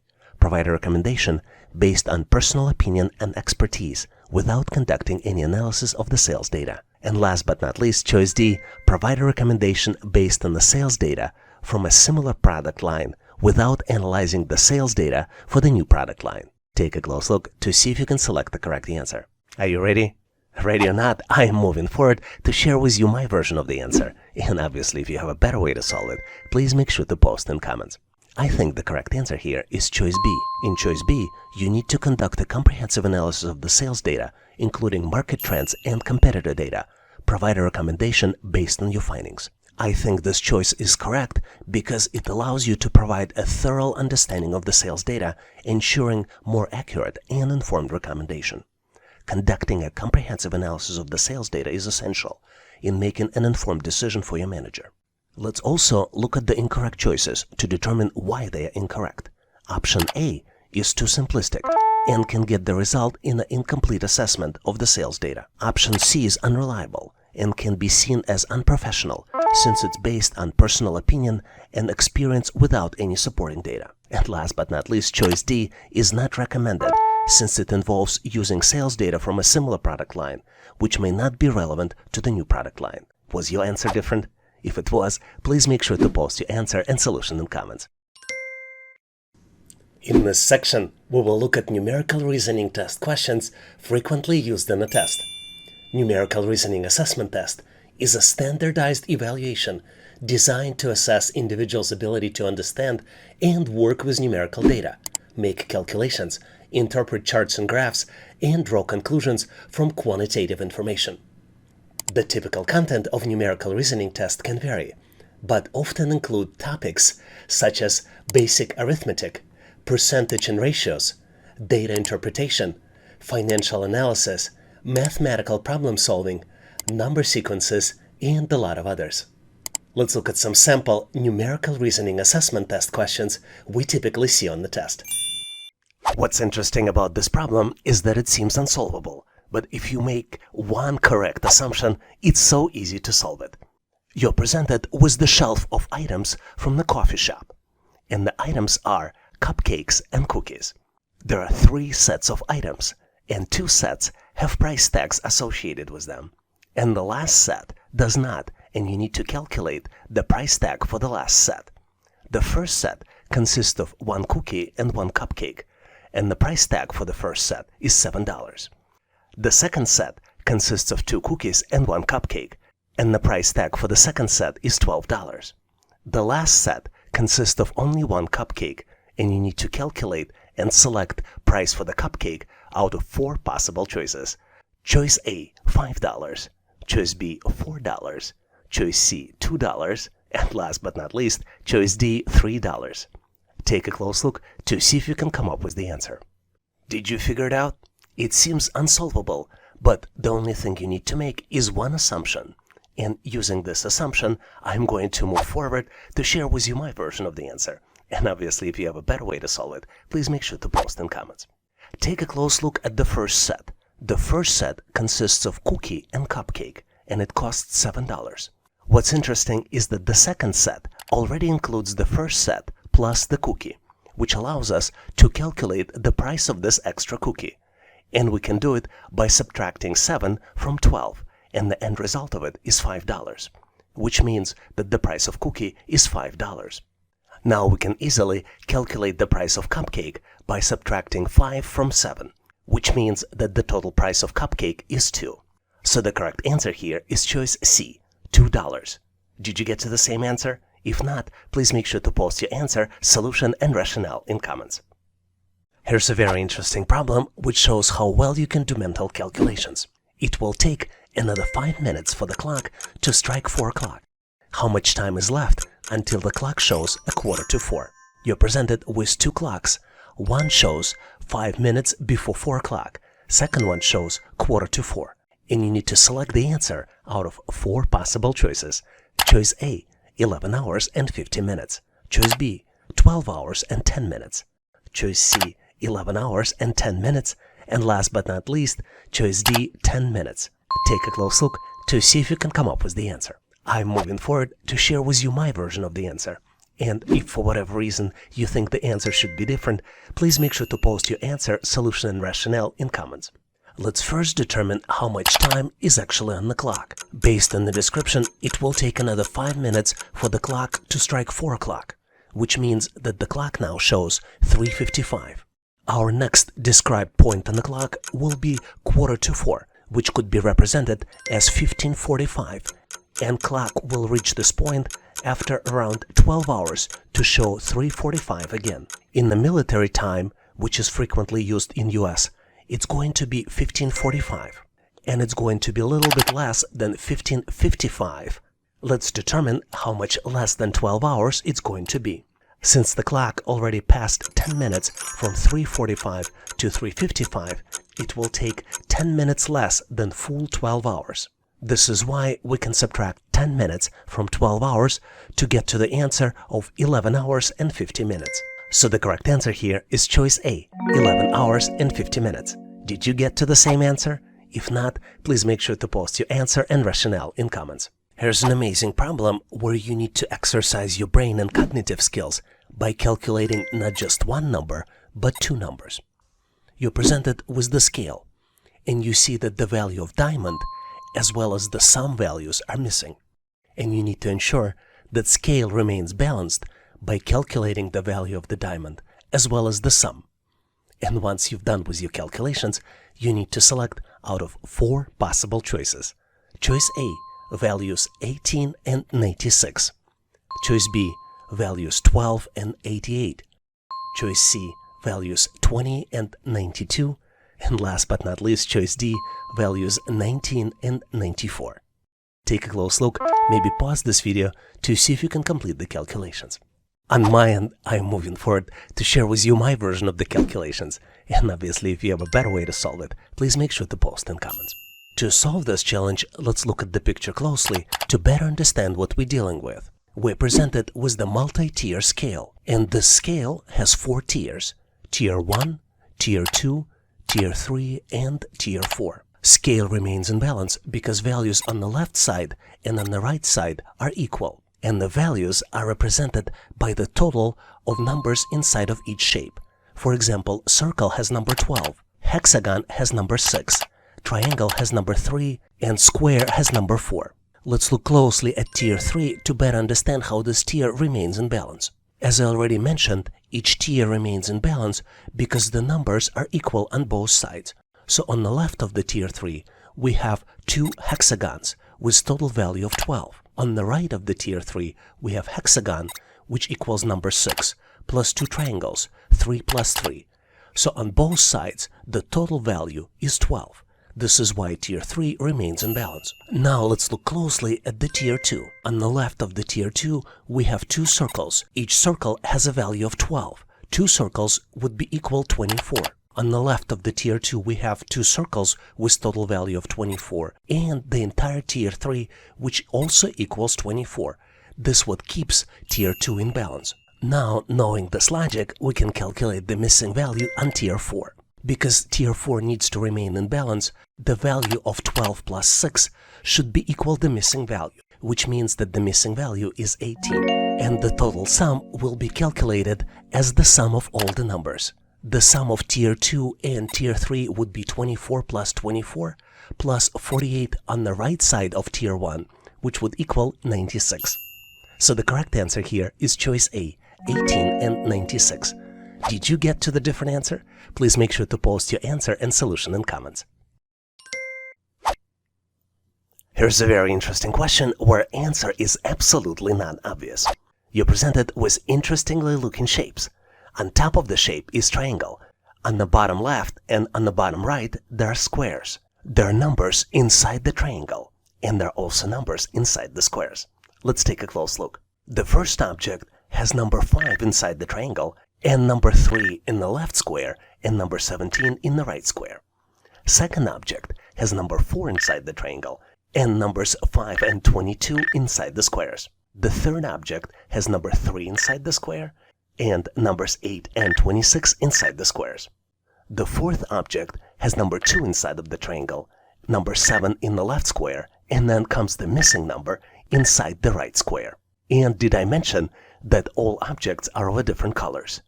If we go from left to right, we start with red on the left, next goes light blue, yellow, and then darker blue. And obviously you're the one who needs to make sense out of it and calculate the missing number. Once calculated, select the final answer out of 4 possible choices. Choice A, 14. Choice B, 25. Choice C, 16. And last but not least, choice D, 20. Take a close look to see if you can come up with the solution. Are you ready? Because on my end, I am moving forward to share with you my version of the answer. And obviously, if you have a better way to solve it, please make sure to post in comments. If you're a frequent visitor to this channel, or even better if you're a subscriber, you probably know that the key to solving these types of challenges is to understand the pattern. And the pattern here is that the number in the right square is calculated. And it's calculated by multiplying the number inside of the triangle onto the left square number. And on top of this multiplication, you also add 2 to the end result of the calculation. Let's look at the example. If we multiply 5 by 3 in the first object, the end result of this calculation would be 15. Then we add 2 to 15, and that's how we get to the number in the right square, which is 17.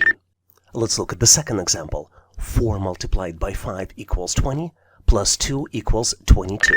Now let's move to the third object. 3 multiplied by 8 is 24, plus 2 equals 26. And now comes the missing number. To calculate it, we need to multiply 2 by 7, which would be equal to 14. And then add 2, and end result of this would be 16. So the correct answer here is choice C, 16. Did you get to the same answer? If not, please make sure to post your answer and solution in comments.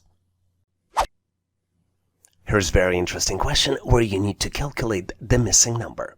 You're presented with 4 circles. Each circle is of a different color. The first circle has number 1 inside of it. Second circle has number 2. Third circle has number 5 inside. And last circle has the missing number represented by the question mark. You need to calculate and select final answer out of 4 possible choices. Choice A, 24. Choice B, 26. Choice C, 16. And last but not least, choice D, 20.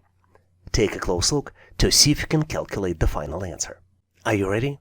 I hope you found the answer because it's so easy to calculate. Let's move forward so I can share with you my version of the solution. And obviously, if you have a better way to solve it, please make sure to post in comments. I keep repeating myself when I say that finding pattern is the key to solve this challenge. And the pattern here is that the next number is calculated as a square value of the previous number plus 1. Let's look at the example. The first number is given, which is 1. Second number is calculated as 1 square plus 1 and equals 2. The third number is calculated as 2 square plus 1 and equals 5. Which means that the missing number is calculated as 5 square, which would be equal to 25, plus 1, which would be equal to 26. So the correct answer here is choice B, 26. Did you get to the same answer? If not, please make sure to post your answer and rationale in comments. Here's the challenging problem by solving which you will boost your cognitive abilities. You're presented with 5 hints, and using these hints, you need to unlock the code and open the lock. The hints are: in the digits 248, only 1 digit is correct and well placed. In the digits 845, 2 digits are correct but not correctly placed. In the digits 461, only 1 digit is correct and it is correctly placed. In the digits 592, only 1 digit is correct and it is well placed. And last but not least, hint that in the digits 904, none of the digits are correct. To open the lock, you need to process all the hints and select 1 out of 4 possible choices. Choice A, 518. Choice B, 485. Choice C, 418. And last but not least, choice D, 568. Take a close look to see if you can come up with the answer. I'm pretty sure you're done solving it by now, so I'm moving forward to share with you my version of the answer and solution. And if you have a better way to solve it, please make sure to post in comments. As you might have guessed, you solve this problem through elimination. And I'm going to start with the hint number 5, because it's the most helpful of all. Once we've learned that in combination 904 none of the digits are correct, we can eliminate 2 possible answers. We can eliminate both choices B and C, because both of them have digit 4, which is an incorrect digit. Let's continue elimination to get to the correct answer. If we look through the remaining 4 hints, we learn that in hint 1, where digits are 248, only 1 digit is correctly placed, which is digit 8. In hint 2, 2 digits are correct, but they're not correctly placed, and they're digits 8 and 5. In hint 3, only 1 digit 6 is correct and it is correctly placed. And last but not least, in hint 4, digit 5 is correct and it is well placed. Based on this, the correct answer here is choice D, 568. Do you have any hints to show how to best solve these types of challenges? If you do, please make sure to post them in comments. Have you ever dealt with the money tree? Well, now it's your opportunity. And it's your opportunity to check your attention to details. You're presented with the money tree making enterprise. And you need to calculate the total value of money that you see in the picture. What's interesting here is that each coin is 1 cent. And each bill equals $1. You need to identify all coins and all bills and count the total value. Once you complete the calculations, please select 1 out of 4 possible choices. Choice A, $10.18. Choice B, $12.09. Choice C, $15.15. And last but not least, choice D, $18.07. Take a close look to see if you can complete the calculations. I think the correct answer here is choice A, $10.18. And here's why. I counted $10 in the picture. Let's start with the top of the money tree. 1, 2, 3, 4. And then on the right, we see another group of the dollar bills. There are $5 there. Let's count them together. 1, 2, 3, 4, 5. And then we see the hard-to-notice dollar bill on the top of the flower pot. Now let's count the coins. We see 9 coins to the right of the flower pot. Then we see 8 coins coming out of the watering can. And then there is 1 coin on top of the watering can, which is easy to miss. Did you get to the same answer? Choice A, $10.18? If you didn't, please make sure to post your answer and whatever other coins or dollar bills I missed in comments. Here's a puzzling question for you, but I have full confidence that you can solve it quickly. You're presented with 4x4 matrix, and the numbers are, starting in the upper left corner, 9, 8, 3, 4. The second row numbers are 2, 9, 2, and then comes the missing number. The third row starts with 4, 6, 2, 0. And last but not least row is 7, 6, 2, and 6. You need to calculate the missing number. And you have 4 different choices to select from. Choice A, 2. Choice B, 5. Choice C, 6. And last but not least, choice D, 7. Take a close look to see if you can come up with the solution. Did you get to the right answer? I hope you did, because I'm moving forward to share with you my version of the solution. And obviously, if you have a better way to solve it, please make sure to post in comments. You're probably tired of hearing this on this channel, but to solve these types of challenges, you need to detect the pattern. And the pattern here is that the last 2 digits are equal to the sum of the first 2 digits multiplied by 2. Let's look at the example. The first row contains numbers 9, 8, 3, 4. And the expression here is that 9 plus 8 in parentheses multiplied by 2 equals 34. Based on this logic, the third number would be 4 plus 6 in parentheses multiplied by 2, which would be equal to 20, which represents the set of numbers 4, 6, and then 20. And then the last row would be 7 plus 6 in parentheses multiplied by 2, which would be 13 multiplied by 2, which would be equal to 26. So the missing number would be calculated as 2 plus 9 multiplied by 2 equals 22. So the correct answer here is choice A, 2. Did you get to the same answer? If you didn't, or maybe you got to a different answer, please make sure to post your version in comments. You will enjoy this question because it tests your logical thinking and analytical skills. You're presented with the dart in the exact middle of the dartboard. Dart has numbers on top of the ribbon and at the end of the ribbon. The numbers on the ribbon are 13, 18, 41, 128, and 517. Numbers at the end of the ribbon are 18, 41, 128, 517, and then comes the missing number you need to calculate and select out of 4 possible choices. Choices A, 1921, choice B, 2029, choice C, 2359, and last but not least, choice D, 2590. Give yourself a moment, maybe pause this video to see if you can calculate the answer. Are you ready?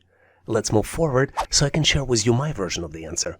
And obviously, if you have a better way to solve it, please make sure to post in comments. First, to answer this question, let's understand what we're dealing with. Since this game may not be very familiar in all the parts of the world, let's start with the definition. Darts is the competitive sport in which players throw small sharp-pointed missiles, known as darts, at the round target known as dartboard. Now, let's look closely at the dart we're dealing with. Our dart is unique because it has ribbons. There is a number on the ribbon, and there is a calculated number at the end of the ribbon. To complete the calculations, let's assign each ribbon unique number. We're dealing with ribbons 1, 2, 3, 4, and 5. And, as you might have already figured out, the number at the end of the ribbon is calculated based on the sequence ID and number on top of the ribbon itself. The formula to do the calculations is that the end of the ribbon number is calculated as number on top of the ribbon multiplied by sequence ID plus 5. Let's look at the example. The first blue ribbon has the sequence number 1, so that the end of the ribbon number is calculated as 13 multiplied by 1 plus 5, which would be equals 18. The second ribbon number is calculated as 18 multiplied by 2 plus 5 equals 41. The third ribbon number is calculated as 41 multiplied by 3 plus 5 equals 128. And the fourth ribbon number is calculated as 128 multiplied by 4 plus 5 equals 517. Now we know how to calculate the missing number. The missing number is calculated as 517 multiplied by 5 plus 5, which would be equal to 2590. So the correct answer here is choice D, 2590. Did you get to the same answer? If not, please make sure to post your answer and solution in comments. In this section, we will look at the sample questions for verbal reasoning test for employment, which typically represents an assessment used by employers to measure candidates' ability to comprehend and analyze written information. The questions typically involve reading passages, answering questions based on the information presented, as well as identifying relationships between words and understanding the vocabulary. Let's look at some sample questions that you typically see on the test to make sure you get ready. Here's the question you will definitely enjoy solving. You're presented with 8 letters, and you need to determine the next letter in the sequence. The letters you see are D, J, F, M, A, M, J, J, and then comes the missing letter, which you need to select out of 4 possible choices. Choice A, J, choice B, A, choice C, F, and choice D, M. Take a close look to see if you can come up with the solution. I'm going to give you a quick hint. Try to solve the pattern by thinking about Christmas, and then New Year, and then think what comes next. I hope this hint was helpful, because I'm moving forward to share with you my version of the answer. And obviously, if you have a better way to solve it, please make sure to post in comments. As you might have guessed, the sequence represents the first letters of each month, starting from December. This is why I started with Christmas. Then comes January. This is why I mentioned New Year. Then February, March, April, May, June, July, and as you might have guessed, the next month would be August, which starts with A. So the correct answer here is choice B, A. I truly hope that you came up with the correct version of the answer on your own, and if you didn't, learn how to answer similar problems on the test. Admit it or not, but deciphering this question is like teaching a penguin to fly. A real flap, but once you soar through, it's a flight of an accomplishment. I wonder if these questions are secretly evaluating our ability to navigate unconventional situations. You're presented with the circle, which contains letters inside. 3 letters are missing. You need to build English business word by selecting 3 possible letters. For choice A, the letters are A, Y, and Y. For choice B, the letters are A, E, Y. For choice C, the letters are E, T, O. And for choice D, the letters are A, and Y. Feeling challenged? It's okay, you are not alone. I feel the same way. Whether you're a seasoned solver or casual questions explorer, I have faith in your problem-solving abilities. Give it the time it deserves, think outside the box, and watch the pieces fall into place. I have full confidence that you've got what it takes.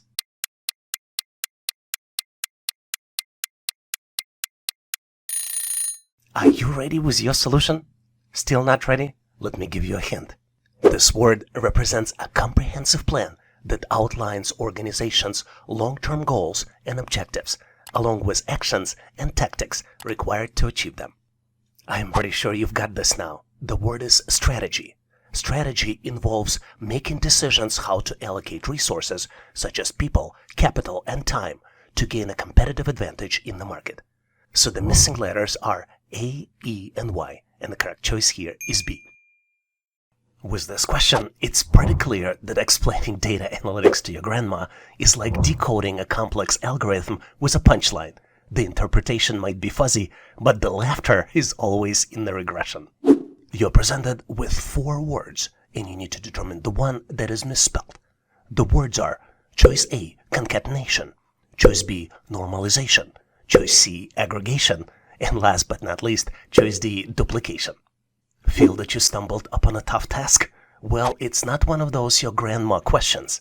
I can tell you this, it's a serious data analytics business, but you are not alone in this journey. Whether you're a problem-solving veteran or newcomer, I believe in your capabilities. Take a moment to reflect, tap into your creativity, and let's tackle this challenge together. Your answer is just waiting to be discovered.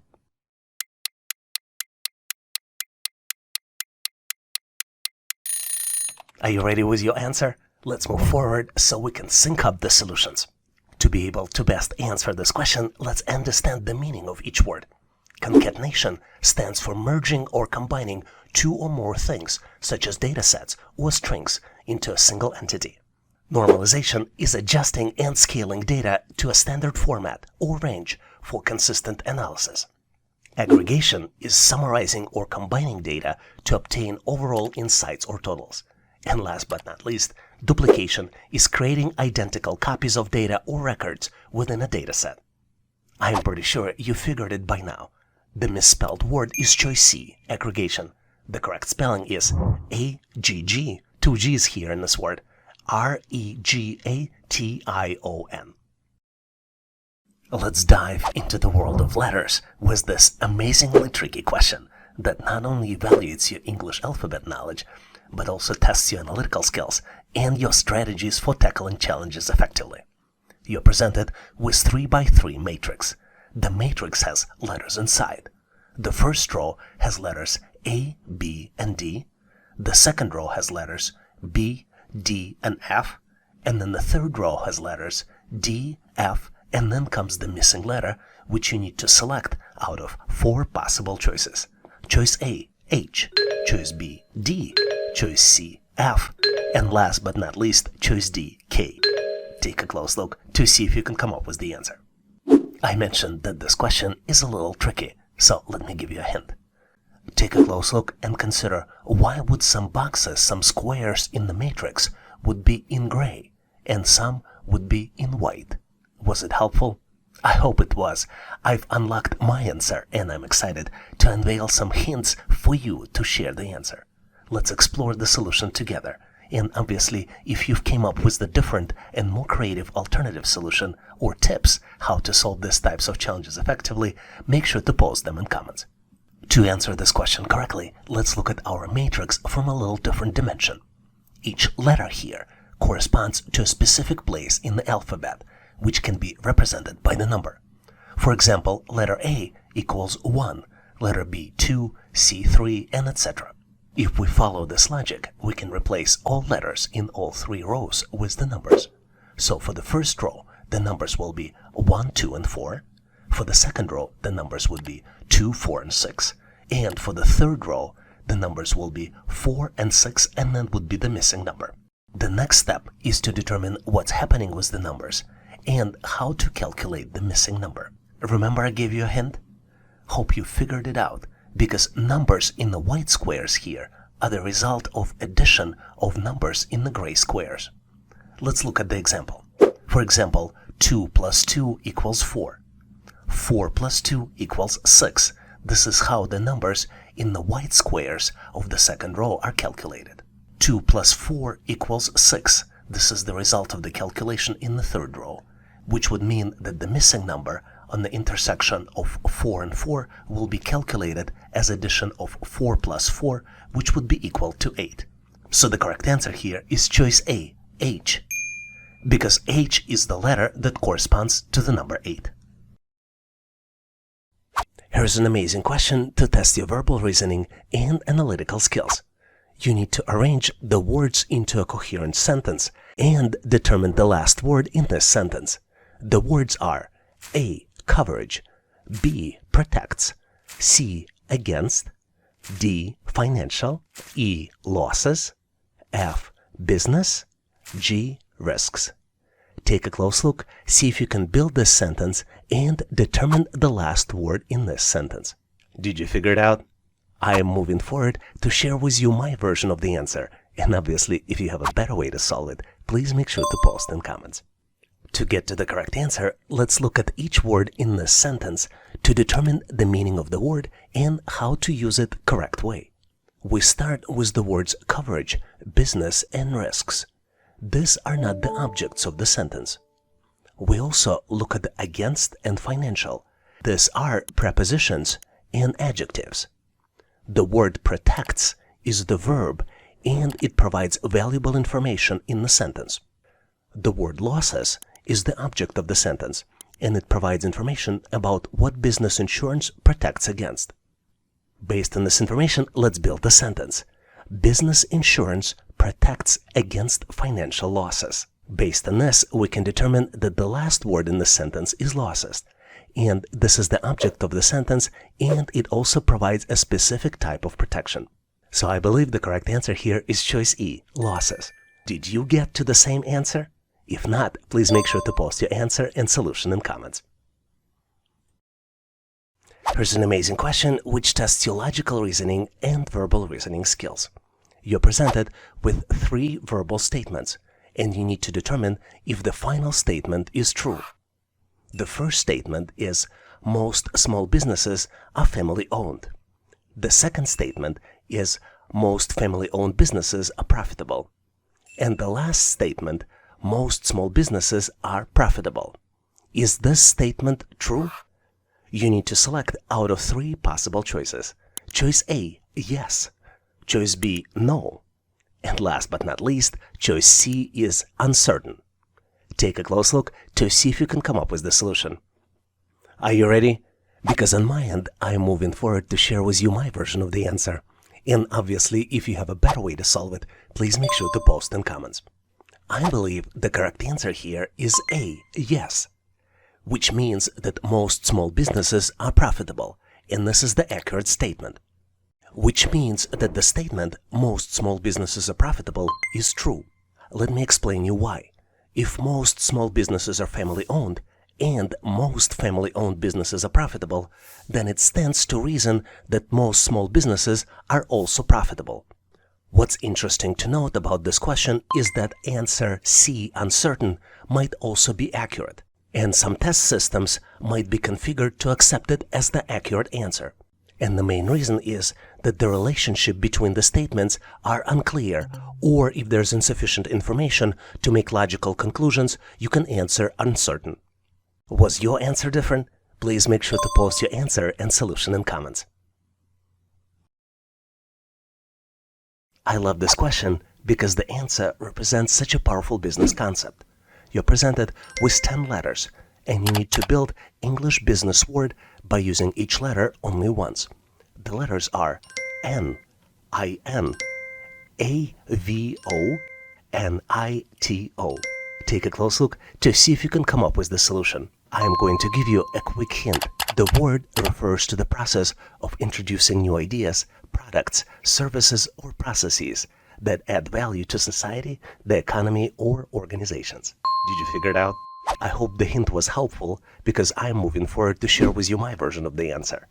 And if you have a better way to solve it, as usual, please make sure to post in comments. My answer is innovation, and the word is spelled as I-N-N-O-V-A-T-I-O-N. What's interesting is that innovation involves combining creativity, technology, and practicality to develop new solutions that meet people's needs and address emerging challenges. Innovation is also crucial for the growth and development of the businesses, economies, and societies, and it drives competitiveness, productivity, and progress. Let's look at the examples of the most recent consumer innovations. Number 1 is streaming services. The popularity of streaming services such as Netflix, Hulu, and Disney Plus disrupted the traditional TV industry by offering on-demand access to the vast library of movies and TV shows. The fact that I can broadcast my videos and share them with you directly is also part of streaming services innovation. The next one on my list is electric cars. The development of electric cars by companies such as Tesla, Nissan, and Chevrolet has provided consumers with a more sustainable and energy-efficient alternative to traditional gasoline-powered vehicles. Another example of recent innovation is wearable technology. The emergence of wearable technologies such as smartwatches, fitness trackers, and virtual reality headsets had powered people to track their health and fitness, stay connected, and experience immersive digital content. We also recently enjoyed innovation of online marketplaces. Companies such as Amazon, eBay, and Etsy revolutionized the way people shop by providing them with vast selection of products, competitive prices, and fast delivery options. And last but not least on my list is the smart home technology.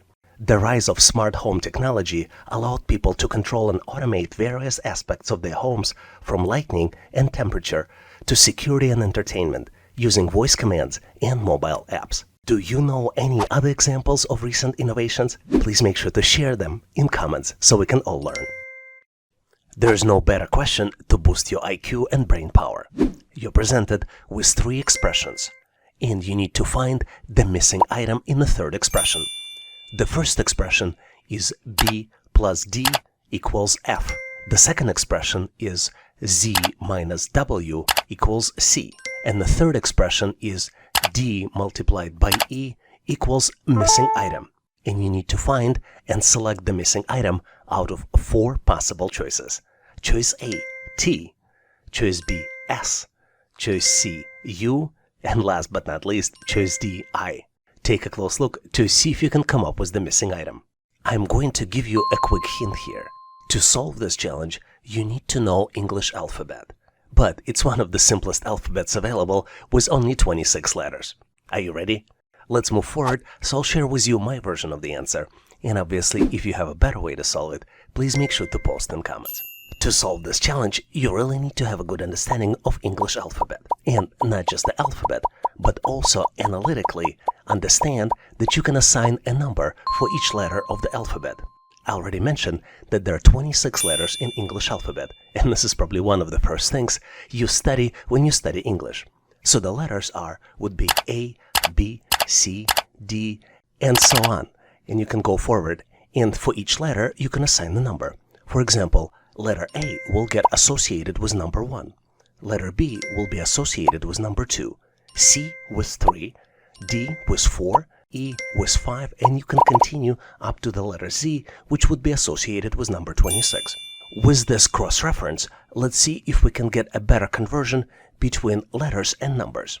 For example, expression B plus D equals F, in reality, after conversion, would be 2 plus 4 equals 6, which makes mathematical sense. Let's look at the second one. Z minus W equals C would in reality be equal 26, which is the number associated with letter Z, minus 23, which is the number associated with letter W, which would be equal to 3.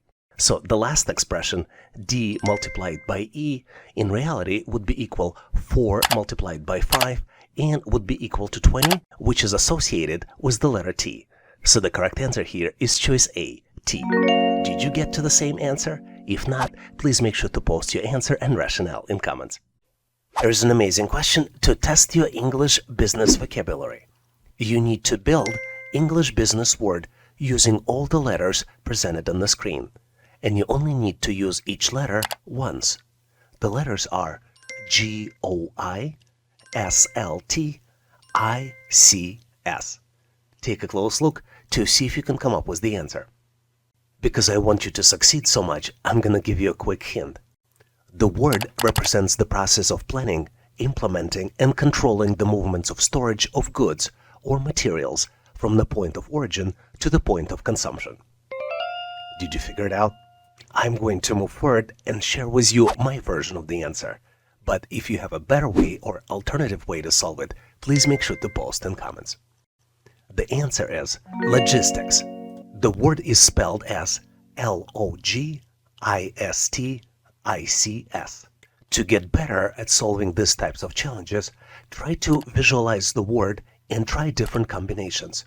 For example, if you look at original 9 letters, you will see that if we start from the middle, you can start building the word. L-O-G, and then you build the remainder of the word to get to the correct answer. Do you have any other tips, tricks, or techniques that can help you solve these types of challenges? Please make sure to post them in comments. In this section, we will look at some sample mechanical aptitude questions you typically see on the test. A mechanical aptitude test is an assessment designed to measure a person's understanding of mechanical principles and the ability to apply them in various situations. Mechanical aptitude tests typically assess several key areas, including mechanical comprehensions questions, which gauge your understanding of basic mechanical principles such as gears, pulleys, levers, and simple machines. You also get spatial reasoning questions in this test, which assess your ability to mentally manipulate the objects in three-dimensional space. Some questions focus on tools and instruments, and they evaluate your familiarity with common tools and instruments used in mechanical work. And last but not least category is mechanical problem-solving questions, which present you with mechanical problems or scenarios and test your ability to analyze and solve them.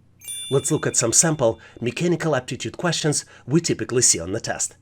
I think this question is not just about engineering, but also about your critical thinking and analytical skills. If you use the same bow to shoot arrows at angles of 45 degrees, 0 degrees, and 60 degrees, which angle will make the arrow travel the farthest? You have 4 possible choices. Choice A, 45 degrees.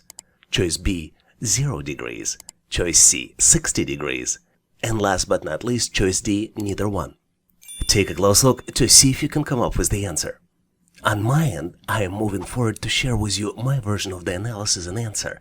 And obviously, if you have a better way to solve it, please make sure to post in comments.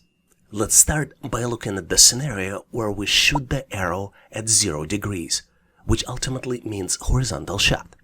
When you shoot it at 0 degrees, it means you're firing it horizontally, parallel to the ground. In this case, the arrow initial velocity is responsible for its horizontal distance because there is no vertical component in its motion. What's interesting here is that the arrow will cover some horizontal distance, but it won't travel very far because gravity starts acting on it immediately, pulling it downward. Now let's compare it to shooting an arrow at a 60-degree angle. This means we are launching it at a steeper angle upward compared with even 45-degree angle. What's interesting in this case is that while it still have a horizontal component, more of its initial velocity is directed upward. As a result, the arrow will reach a greater height but cover less horizontal distance before it hits the ground. Which brings us to the 45-degree angle solution. If you want to make sure your arrow reach farthest horizontal distance, you should shoot it at a 45-degree angle. 45-degree angle allows for the best balance between horizontal and vertical components of an arrow's motion, maximizing its range. So the correct answer here is choice B, 45 degrees. Did you get to the same answer? If not, please make sure to share your thoughts and rationale in comments so we can all learn. Here's an amazing question which tests your knowledge of objects, their properties, and the way they move from the top of the hill down to the ground. You're presented with 3 different objects, and you need to determine which object will reach ground first when pushed to slide from the top of the hill. You have 4 possible choices to select from. Choice A, wheel. Choice B, wooden box. Choice C, sticky substance. And last but not least, choice D, they all reach the ground at the same time. Take a close look, maybe pause this video to see if you can come up with the answer. On my end, I have my selection, so I'm moving forward to share with you my version of the answer. And obviously, if you have a better way to solve it, please make sure to post in comments. To determine the answer, let's look at each object individually. This will help us decide all the considerations related to their sliding from the top of the hill down to the ground. Let's start with the cube. Cube's shape may cause it to experience higher levels of friction against the slide, slowing its descent. But at the same time, sticky substance may move even slower, because the behavior of sticky substance will largely depend on its viscosity and adhesive properties. If the substance is highly viscous and adheres strongly to the slide, it may experience significant resistance and it will take much longer for it to reach the ground. In some scenarios, depending upon viscosity, the sticky substance may never reach the ground at all. Based on this, I think most likely sticky substance will be the slowest in reaching down the bottom of the slide, followed by the cube, which would be second in the sliding down. So, as you might have guessed, I am putting my bets on the wheel. I think wheel's rolling motion will help reduce friction with the slide, allowing wheel to move more smoothly. This is why the wheel may reach the ground faster than all other objects. This is why I think the correct answer is choice A, wheel, because the wheel will roll and will have minimum friction to reach the ground. Did you come to the different conclusion? If yes, please make sure to post your answer, solution, and rationale in comments so we can all learn. Here's a very interesting question where you need to demonstrate your knowledge of tools and their uses. Samir is about to tackle a tricky repair job. you need to identify the essential tool featured in the image and select the option that best matches it. You're presented with 5 choices. Choices A, B, C, D, E. Take a close look to see if you can come up with the answer.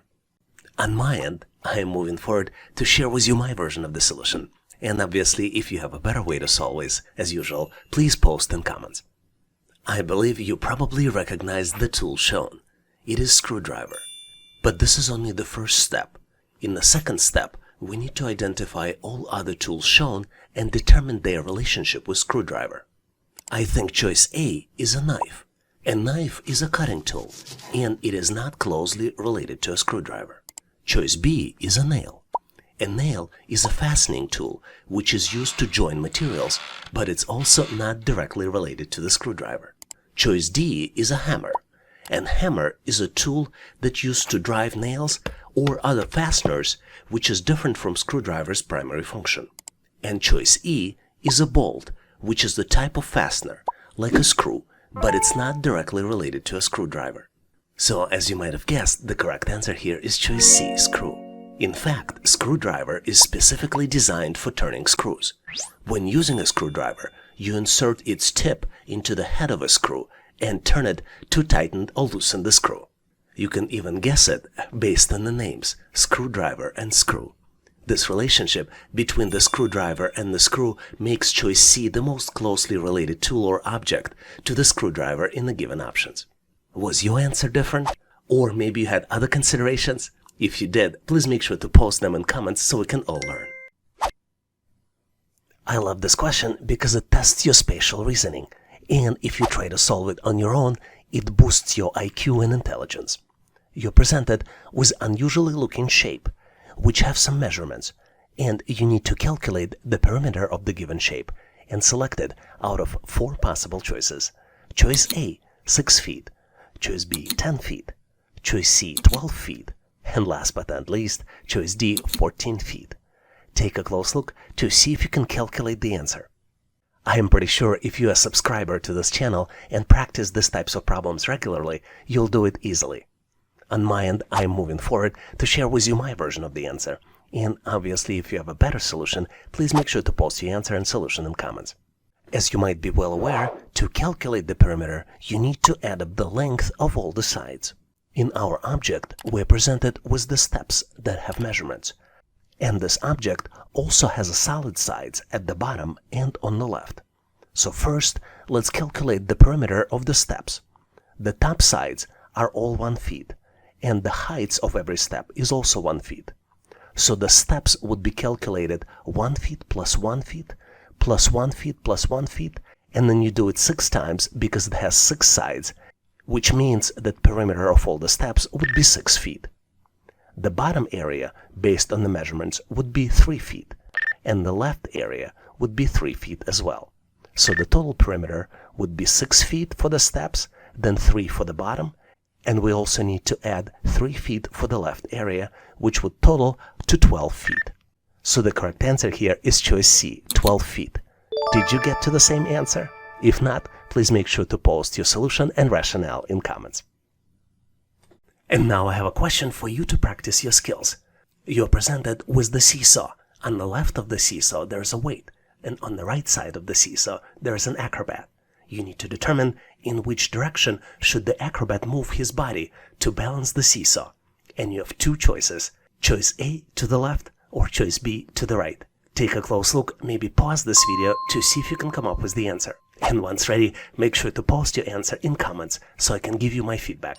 Thanks for participating and good luck solving the challenge. Here's an amazing question to see how well you know the tools.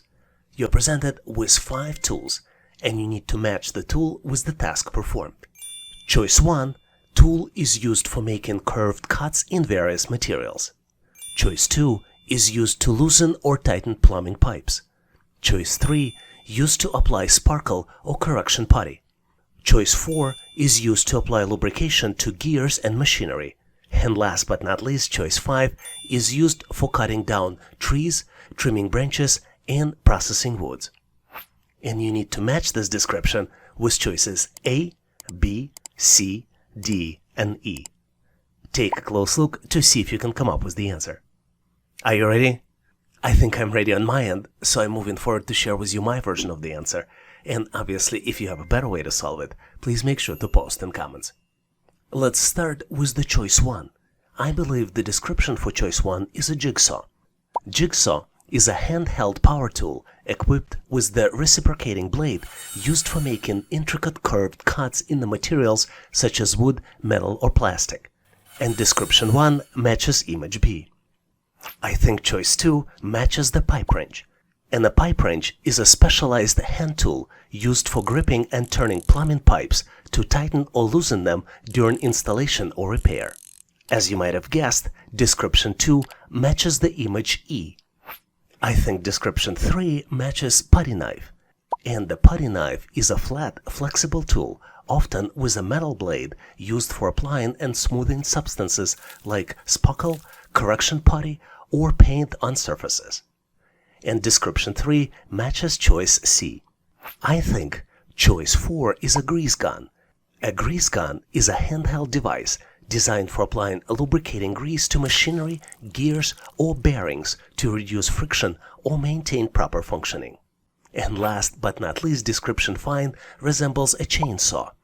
Chainsaw is a portable mechanical saw with a rotating chain of sharp teeth, commonly used for felling trees, cutting branches, and processing wood in forestry, construction, or landscaping. You can see grease gun matching image A and chainsaw matching image D. Did you come up with any other conclusions? Or maybe have some other thoughts about this question? Please make sure to post your feedback and rationale in comments so we can all learn. This is one of the most exciting questions because it allows you to test your analytical skills and understanding of physics. You need to determine which fan throws more air if all the fans rotate at the same speed.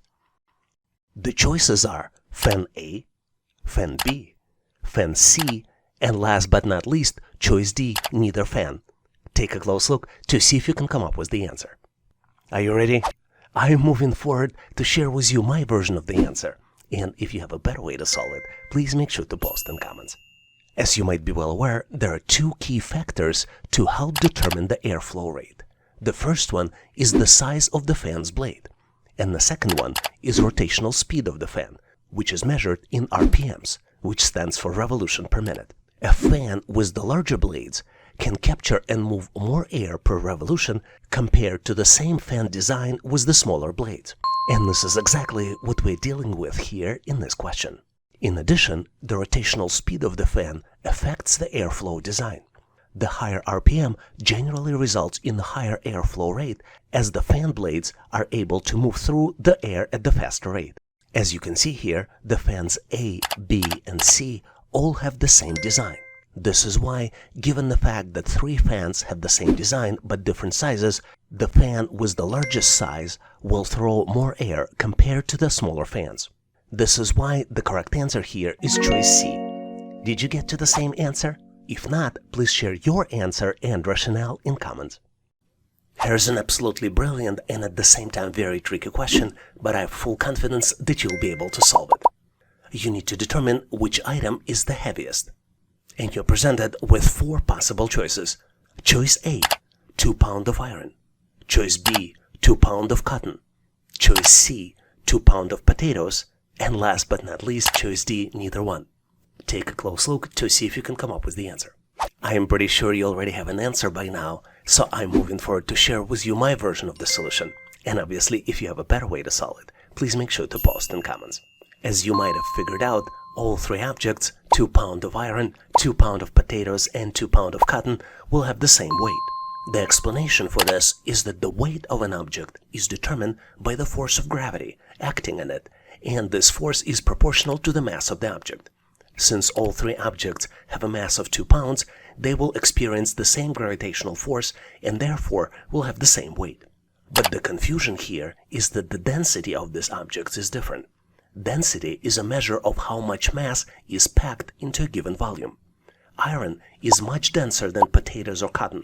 This is why, if you have to compare the volume occupied by each object, the iron will take up less space than the potatoes or the cotton. Presented images are very misleading and were designed to confuse you. So the correct answer here is choice D, neither object, since neither object is the heaviest. And now I have a question for you to practice your skills. We have 3 different scenarios of person moving the object. Choices A, B, and C. If all items weighed the same, which object would be easiest to move forward if the same person is pushing with equal force? You need to select one out of 4 possible choices. Choices A, B, C, or choice D, neither one. When you solve this challenge, please make sure to post your answer in comments so I can give you my feedback. Thanks for participating and good luck. I love this question because it really boosts your IQ and improves your intelligence.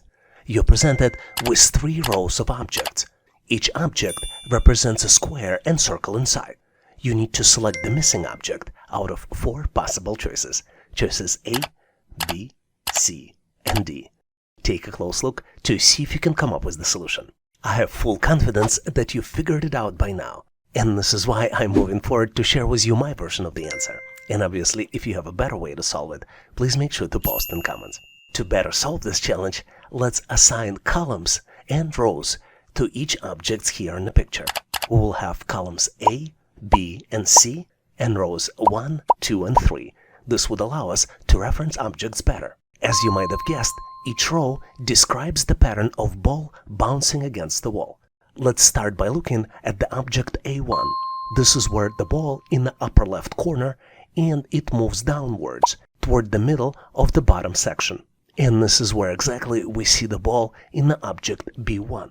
After that, ball bounces and moves upward, and this is how we see it in C1. When ball bounces against the wall, it travels in the direction based on the angle of the initial impact. After the initial impact, the ball will continue moving in the new direction until acted upon by another force, such as hitting another wall or an object. Let's confirm this pattern by looking at the row 2. In the object A2, we see the ball against the left wall. Then it moves toward the bottom wall, and then bounces against the bottom wall, and then moves toward the right wall. Knowing the pattern, we can easily detect the answer now. If you look closely at the picture, the ball in the row 3 moves from the position 1 to the position 2, and then to the position 3. So the correct answer here is choice C. Did you get to the same answer? Or maybe you know the tips how to solve these problems better. Please make sure to post and share them in comments so we can all learn. Here's an amazing question to test your knowledge of mechanical movement of objects. You're presented with the picture of person moving the object, and you need to determine if all objects weigh the same, which one will be easiest to move forward if the same person is pushing with equal force. You need to select one out of 4 possible choices. Choice A, person moving forward a cube. Choice B, person moving forward a hexagon. Choice C, person moving forward a ball. And last but not least is neither one. Take a close look to see if you can come up with the answer. On my end, I'm moving forward to share with you my version of the solution, and obviously if you have a better way to solve it, please make sure to post in comments. Let's analyze all shapes individually to better understand the answer. Let's start with the cube. Cube typically has a symmetrical weight distribution, which can contribute to its stability when moving on the ground. However, due to its edges and corners, a cube can experience higher levels of friction when compared to objects with rounded shapes and will be hard to roll. Most likely way of moving the cube forward would be pushing it, which will create a lot of resistance. Now let's look at the hexagon. Hexagon has 6 sides, and the shape can vary depending upon the specific dimensions and proportions. Compared to a cube, a hexagon generally has fewer edges and corners, which reduces the friction and makes it easier to move on the ground by rolling. Even though it might be easier to move than the cube, the ease of movement will also depend on the specific dimensions and weight distribution of the hexagon. Which brings us to choice C, sphere or ball, which typically has a smooth surface. The absence of edges and corners reduces the contact area with the ground, which results in a lower friction. This makes it easier to move the ball forward by rolling on the ground, compared to objects with edges or corners. This is why choice C is correct. It will have minimum friction and will facilitate smooth movement with minimum resistance.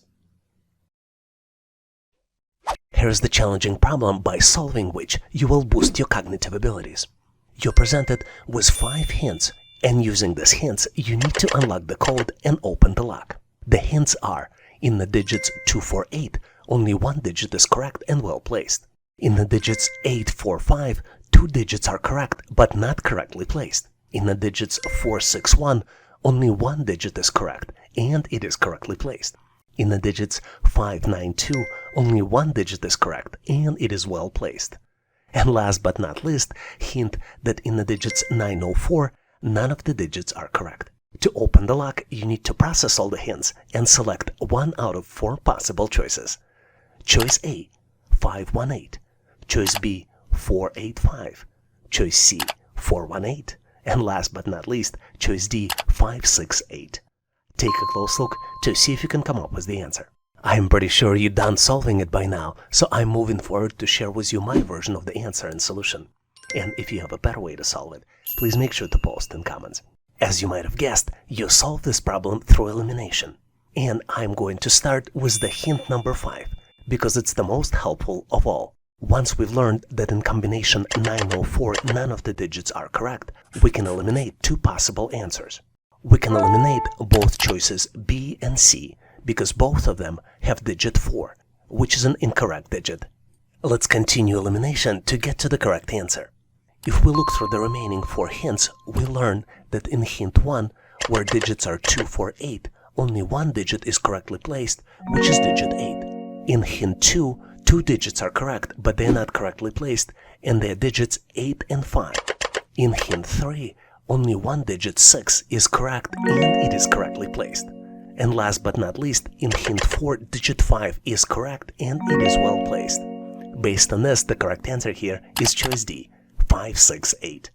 Do you have any hints to show how to best solve these types of challenges? If you do, please make sure to post them in comments. I love this question because it truly tests your knowledge of mechanical engineering. You're presented with acrobat and the weight on a seesaw. You need to determine in which direction should the acrobat move his body to balance the seesaw. And you only have 2 choices. Choice A to the left or choice B to the right. Take a close look to see if you can come up with the answer. On my end, I am moving forward to share with you my version of the answer. And obviously, if you have a better way to solve it, please make sure to post in comments. As you might be well aware, the seesaw is an example of a lever, where fulcrum is between the effort and the load. In our example, we have a weight on the left side of the seesaw and acrobat on the right side of the seesaw.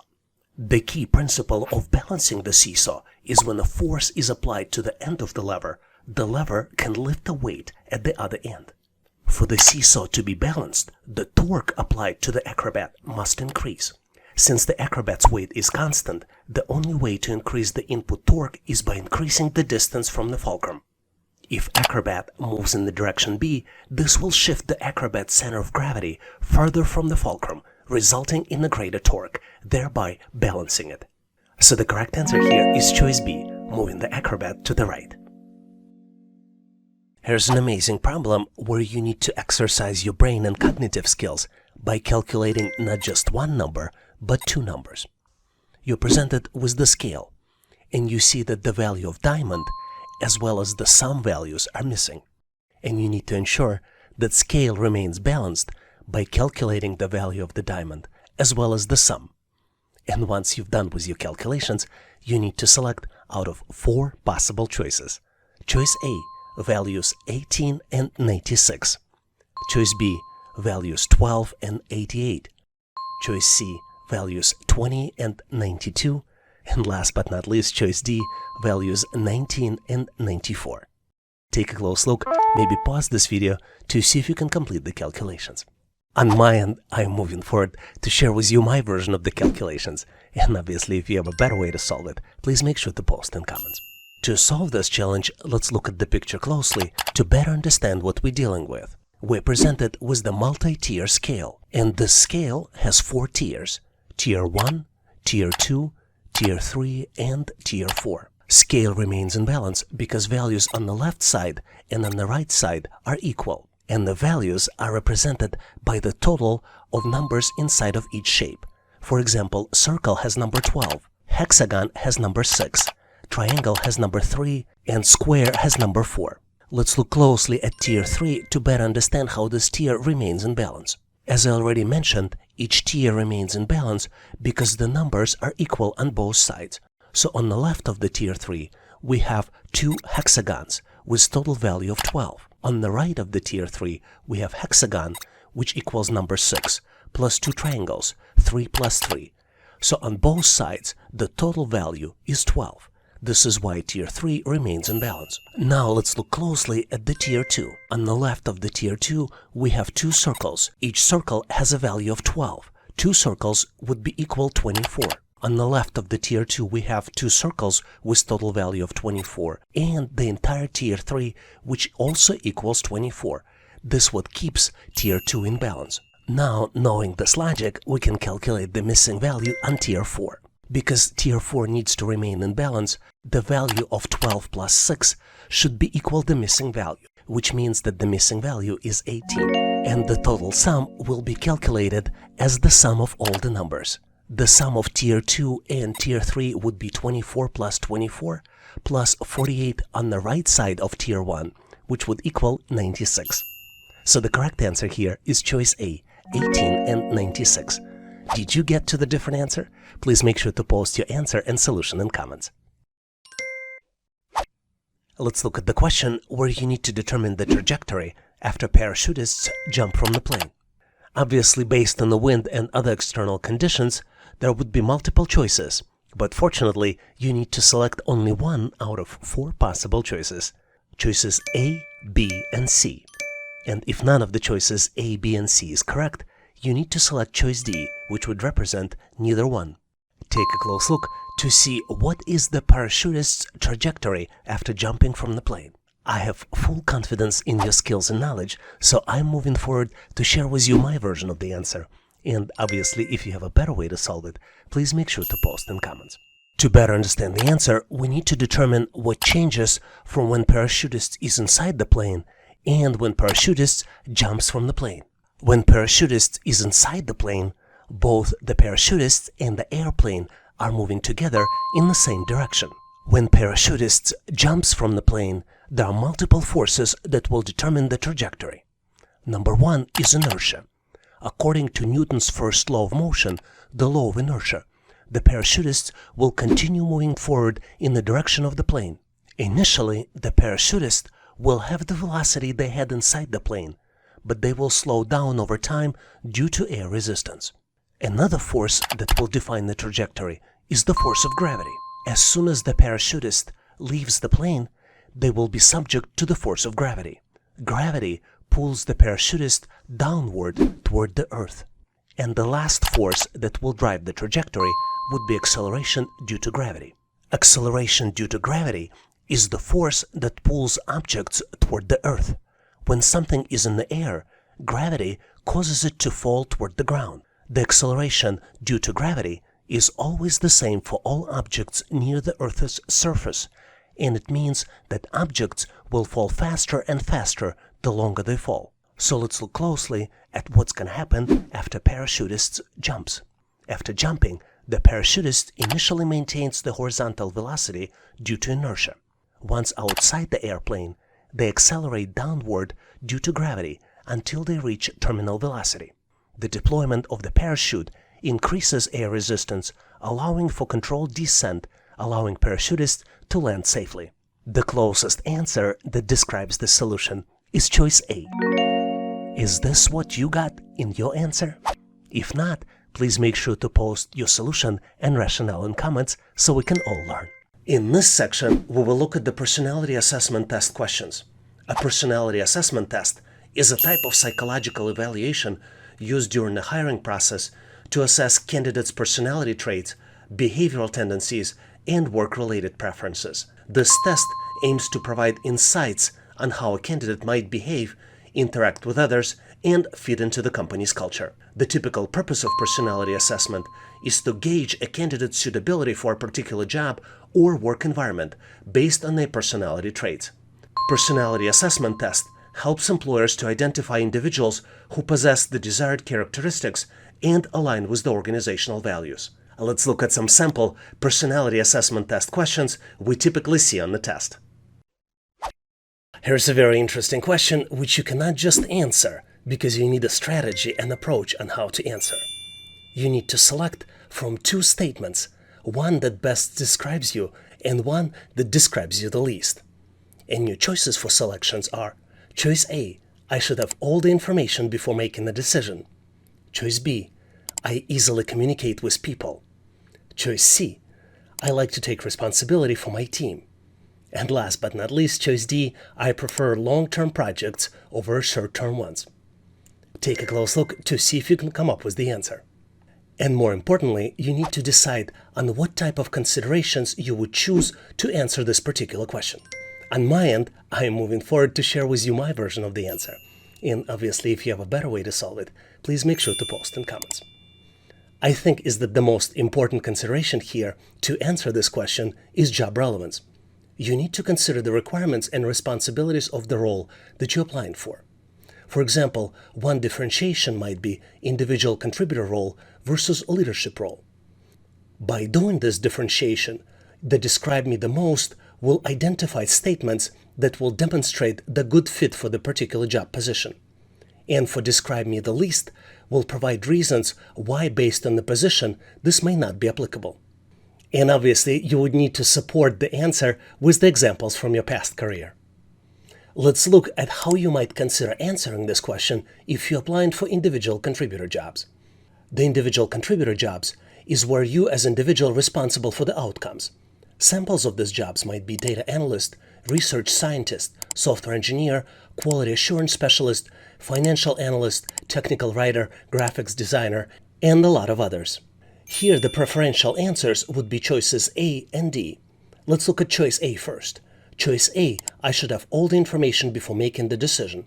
The statement for individual contributor job suggests a preference for thoughtfulness and careful decision making. In an individual contributor role, it's important to be detailed-oriented and make informed decisions based on available information. This trait can be valuable in roles that require precise execution and attention to details. Choice D, I prefer long-term projects over short-term ones, is also preferred for individual contributor roles. This statement indicates a preference for working on the projects that have longer duration. In an individual contributor role, this trait may be beneficial for tasks or projects that require patience, persistence, and focus on long-term goals. It suggests an ability to sustain effort and commitment over the extended periods of times. Now, if you're applying for leadership position, you might consider choosing choices B and C as the ones that would represent you as a candidate for this position. Leadership positions are positions like team lead, project manager, director, vice president, department manager, sales manager, marketing manager, operations managers, human resources manager, and a lot of others. Let's look at both choices B and C individually to see why selecting them might be beneficial when applying for leadership positions. Choice B, I easily communicate with people. This statement highlights strong interpersonal communication skills, which are essential for a leadership position. Effective communication is crucial for building relationships, conveying information, and motivating and influencing others. Strong communication skills can contribute for successful leadership and collaboration within the team. Choice C, I like to take responsibility for my team, highlights the desire to take ownership and accountability for the success in the team.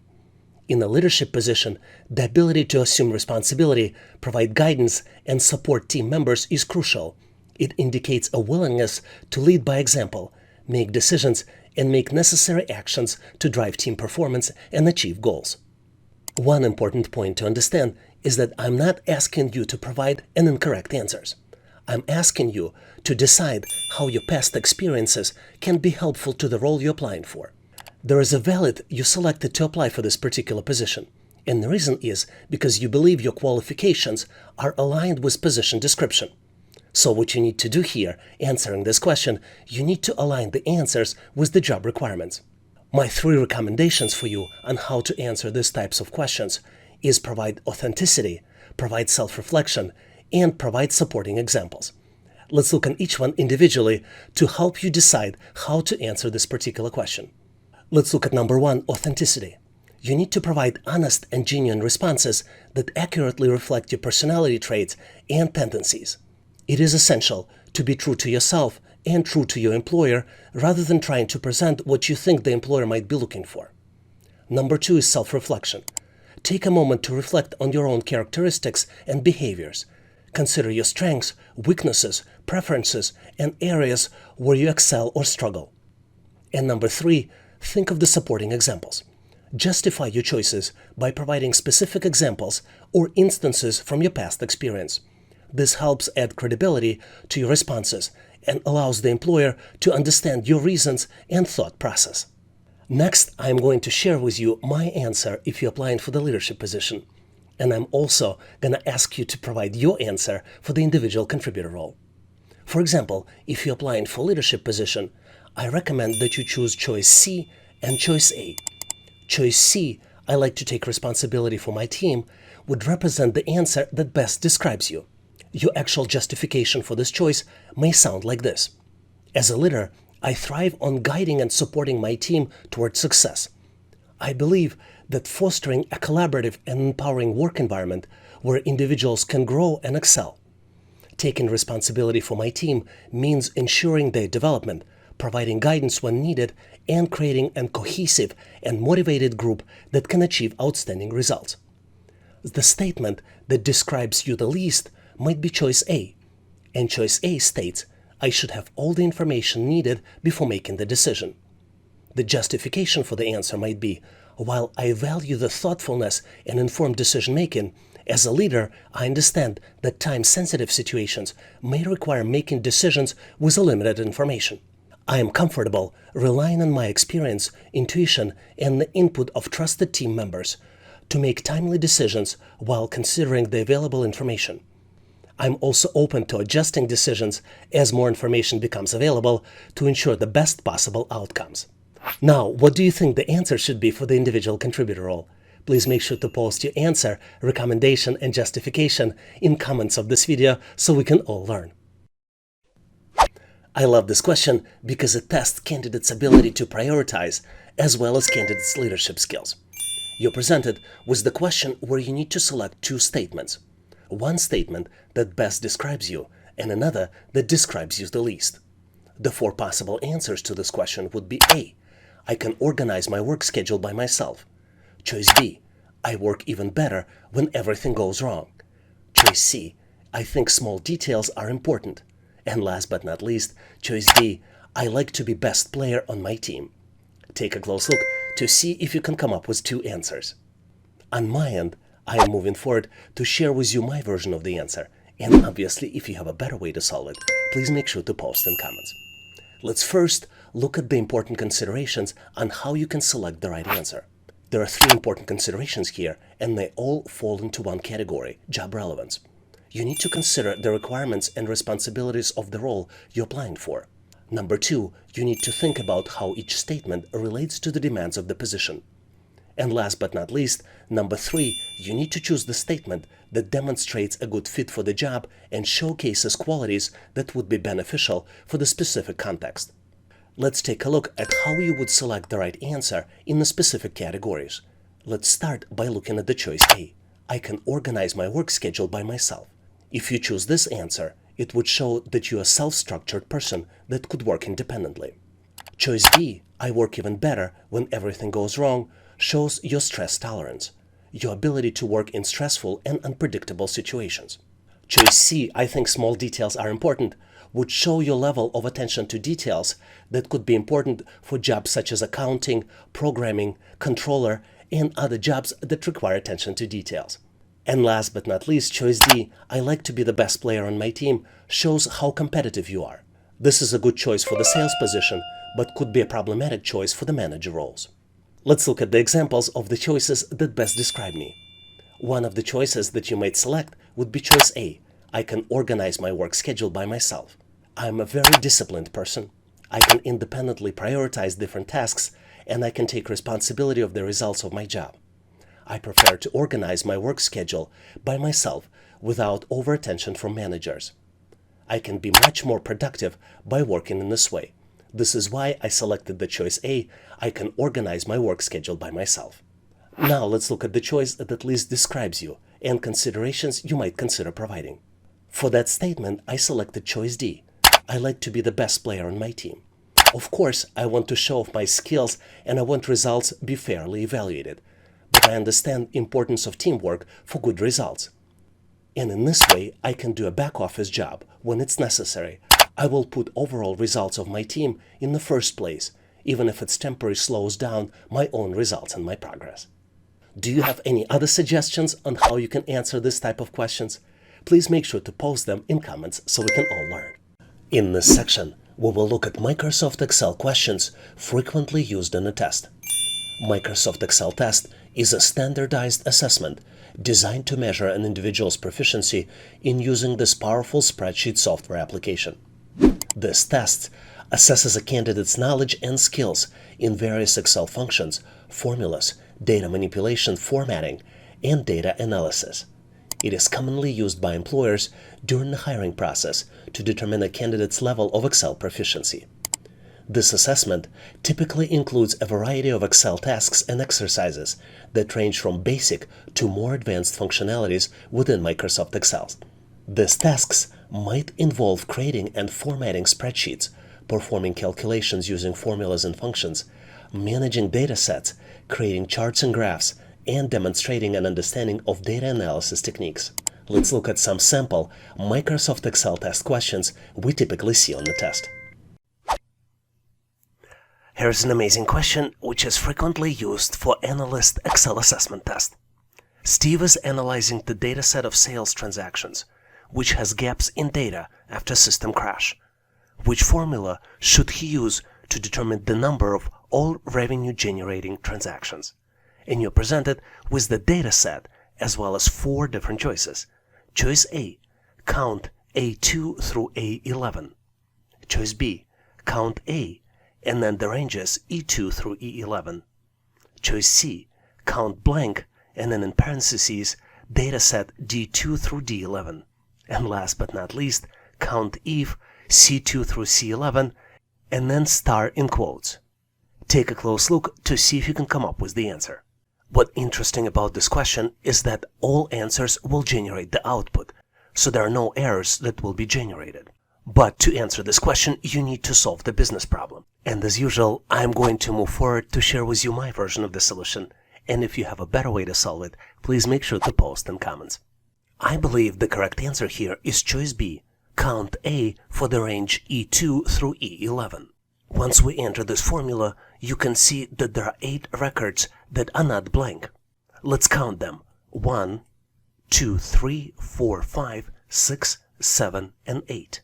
And ultimately, this choice B, will count the number of non-blank cells in the revenue column. Since the revenue column contains the total revenue generated by each transaction, the result of this formula will be equal to the number of transactions for which revenue was generated.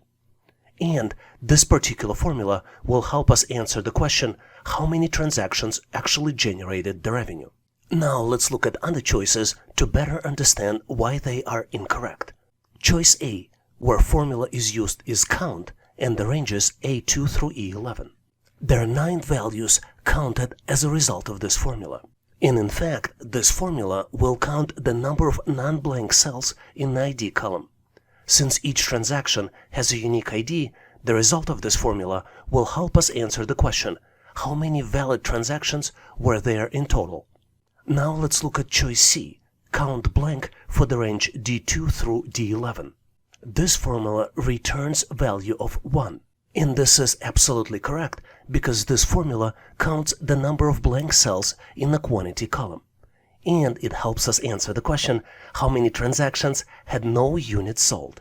And last but not least is choice D, count if for the range C2 through C11 with the star in quotes. This formula returns the value of 9. And in fact, this is absolutely correct because this formula counts the number of cells in the product column that contain certain text. Since the wildcard was used, which star represents wildcard, all transactions with non-blank product values will be counted. This is why this formula is helpful to answer business question, how many transactions have non-blank product values? Do you have any other solutions or considerations? Please make sure to share them in comments so we can all learn. Here's an interesting question to test your knowledge of Excel formulas and functions. June is a small business owner, and she recorded her sales figures in an Excel spreadsheet. She needs to calculate total sales for 2022. Which of the following formulas will calculate the total sales correctly? You're presented with the snapshot of data from Microsoft Excel, and you need to select one out of 4 possible choices. Choice A equals sum B3 through B6. Choice B equals add and then in parentheses B3 through B6. Choice C equals total and then in parentheses B3 through B6. And last but not least, choice D equals product and then in parentheses equals B3 minus B6. Do you know the answer? I have full confidence that you can quickly solve this challenge. And I'm going to move forward to share with you my answer. And obviously, if you have a better way to solve it, please make sure to share in comments. To solve this challenge, you need to understand the data and know Microsoft Excel formulas and functions. As you might have figured out, the correct answer here is choice A equals sum and then in parentheses range B3 through B6. Sum function in Excel adds up the range of numbers. And to calculate the total sales for 2022, we need to add up all the sales figures for all quarters in 2022. As you can see, column B represents the sales data for 2022, and rows 3 through 6 represent quarterly sales. Now we know that the correct answer is choice A equals sum and then in parentheses cell B3 through B6. Let's look at why other options are incorrect. Option B, add values B3 through B6, is not a valid Excel formula. Option C, total B3 through B6, is also not a valid Excel formula. And choice product B3 minus B6 will multiply the values in the range B3 through B6 together, and it will not give you the total sales for 2022. In fact, if you looked at the choice D, the values supplied is not even the range. It's the difference between the values of B3 and B6, because we're supplying only one argument, which is the result of mathematical operation B3 minus B6. And in fact, the output of this function, product B3 minus B6, will be negative, because it's a result of a subtraction of 337 minus 439, and the end result will be negative 101.91. Do you have any other thoughts or considerations about this question? Please make sure to share them in comments. Here's an amazing question to test your knowledge of frequently used Microsoft Excel functions. Lakshmi needs to determine the smallest quarterly sales amount for 2023. Which of the following formulas can she use in Microsoft Excel to accomplish this? You're presented with the snippet of data, and you have 4 different choices to choose from. Formula min, and then you have values in parentheses table B3 through table E6. Choice B, min FS, and then value in parentheses B3 through E6. Choice C, min A, B3 through E6 in parentheses, and last but not least, choice D, min B3 through E6. Take a close look, maybe pause this video to see if you can come up with the solution. On my end, I'm going to jump to Microsoft Excel to share with you my version, and obviously if you have a better way to solve it, please make sure to post in comments. I believe the correct answer here is choice D, using min function and then in parentheses supplying argument B3 through E6. To understand the answer, let's look at the data. We have source data for quarterly sales located in the range B3 through E6. We have 4 salespeople on the left, and then we have quarterly sales represented in the row 2. Min function returns the minimum value in the range of cells, and it can be used to determine the smallest quarterly amount for 2023. Since the formula is correct and the range of cells selected is correct, min function will calculate the smallest amount, and smallest amount is equals 253.11. To reinforce the knowledge, let's also look at the incorrect answers to better understand why they are incorrect. Choice A is incorrect because it does not return the valid results. Let's try it. You see that the syntax is not correct. Choice B, mean IFS function, sends the incorrect number of arguments into the function and thus generates an error. You've entered too few arguments for this function. Choice C, on the other hand, mean A function, has too many arguments and doesn't return any results. So the correct choice here is choice D, when we use the min function to find the smallest sales. Do you have any other suggestions? Please make sure to post them in comments. Here's an interesting question to test how well you know average formula as well as its variations. Isabella is trying to calculate the average new wave sales across all the regions. Which formula should she select? You're presented with the data set as well as 4 different choices. Choice A, average formula and parameters to supply C2 through C10. Choice B, average A formula and parameters supplied are C2 through C10. Choice C, average if formula and the values are C2 through C10 and the second parameters is greater than 0. And last but not least is average if S, and then as the arguments you see the range C2 through C10, second argument is range A2 through A10, third argument is not equal to D, fourth argument B2 through B10, and the last argument is not equals to south. Take a close look to see if you can come up with the right answer. And on my end, I'm going to jump to Excel to show you my version of the solution. And obviously, if you have a better way to solve it, please make sure to post in comments. As you might have guessed, the correct answer is choice A. All you need to do is type the average formula and then select the data set C2 through C10 to calculate the average sales value for all the regions. What's interesting about choice B is that technically it is also a correct answer.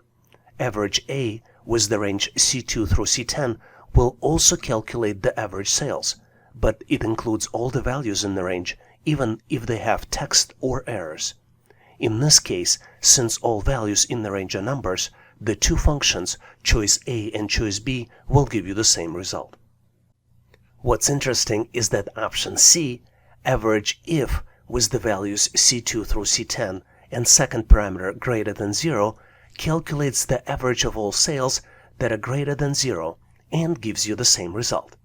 But it's not a recommended option because the end result may not always be the same as average of all sales.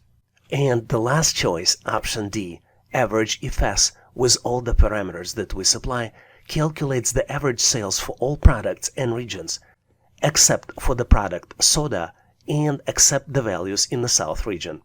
This is more specific calculation than the average of all sales and does not represent the right answer. Did this question trigger some thoughts or considerations in your mind? Please make sure to share in comments so we can all learn. And now, here's the practice question for you. In this question, I'm not going to give you the answer, but instead, I'm going to ask you to post your solution in comments so I can give you my feedback. June is a small business owner, and she recorded her sales figures in Excel spreadsheet. She needs to calculate total sales for 2022. Which of the following formulas will calculate the sales correctly? You're presented with the data set and 4 different choices. Formulas are sum, add, total, and product, and they point to the range B3 through B6. Take a close look to see if you can answer the business question. And once ready, make sure to post your answer in comments so I can give you my feedback. Thanks for participating and good luck. Here's the very interesting question to test your knowledge of rounding in Microsoft Excel. Technology startup company sent 46 members for an off-site training. At the training facility, they were organized into 7 member groups. Which Excel formula do you need to use to calculate number of teams with all members, ignoring any remainders? You're presented with 4 different choices. Choice A, divide cell A2 by B2. Choice B, you use round down formula and supply A2 divided by B2 as a first argument, and as a second argument you supply 0. Choice C, you use round formula and then supply A2 divided by B2, and second argument you supply as 0. And last but not least, you use round up formula, and then in parentheses you supply division of A2 by B2 and second argument as 0. Take a close look to see if you can come up with the answer. Because on my end, I am moving forward to share with you my version of the solution. And obviously, if you have a better way to solve it, or have any other feedback or suggestions, please make sure to post in comments. I believe the correct answer here is choice B, round down. And the reason is because to solve this challenge, we need to use Excel formula which rounds the number down to the nearest integer. To simulate this scenario in Microsoft Excel, let's use round down formula, and you can see that it rounds a number down towards 0. And then let's supply arguments A2 divided by B2, and the second argument, which indicates how many digits we're rounding down to, would be 0. And then you see that the number of full-size teams is 6. If you don't trust Excel like I do, let's confirm the calculations by dividing the cell A2 by B2 without using any formulas, and you see that the number here that was calculated is 6.5714, and the full number is 6, which meets our criteria for original question. Do you have a better solution? Please make sure your version and rationale in comments. In this section, we will look at Microsoft Word assessment test questions, which evaluate candidates' proficiency and skills in using this widely used Microsoft Office application. Word assessment test aims to determine candidates' familiarity with the software itself, including its various features, tool and formatting options. Let's look at some sample Microsoft Word assessment test questions we typically see on the test. Here's the thought-provoking assessment test question. In addition to boosting your reasoning skills, it teaches you the skill that you can use regularly. You need to gather the data and information from multiple different sources, like emails, web pages, spreadsheets, and documents. Which feature of Microsoft Word should you use to complete this task? And you're presented with 5 possible choices. Choice A, paste link. Choice B, paste special. Choice C, paste merged content. Choice D, paste multiple. And last but not least, choice E, paste append. Take a close look to see if you can recognize the right feature of Microsoft Word. Are you ready to uncover the mystery? Let's move on so I can share how I cracked the solution. And if you got a unique method or better way, I'd love to hear it. Don't forget to share your approach in the comments below. Let's reveal the solution now. And as usual, to find the right solution, we will assess each answer choice that has been presented. Let's start with the first choice on the list. As you might have guessed, choice A, paste link, is incorrect. Paste link is used to insert a link to content copied from another location, not to collect the data and information from various sources. Choice B, paste special, is also incorrect.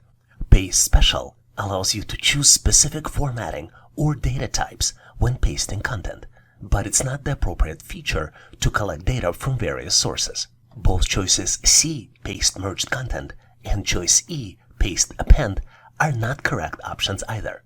Both of them are not the standard features of Microsoft Word and are not relevant for collecting data from various sources.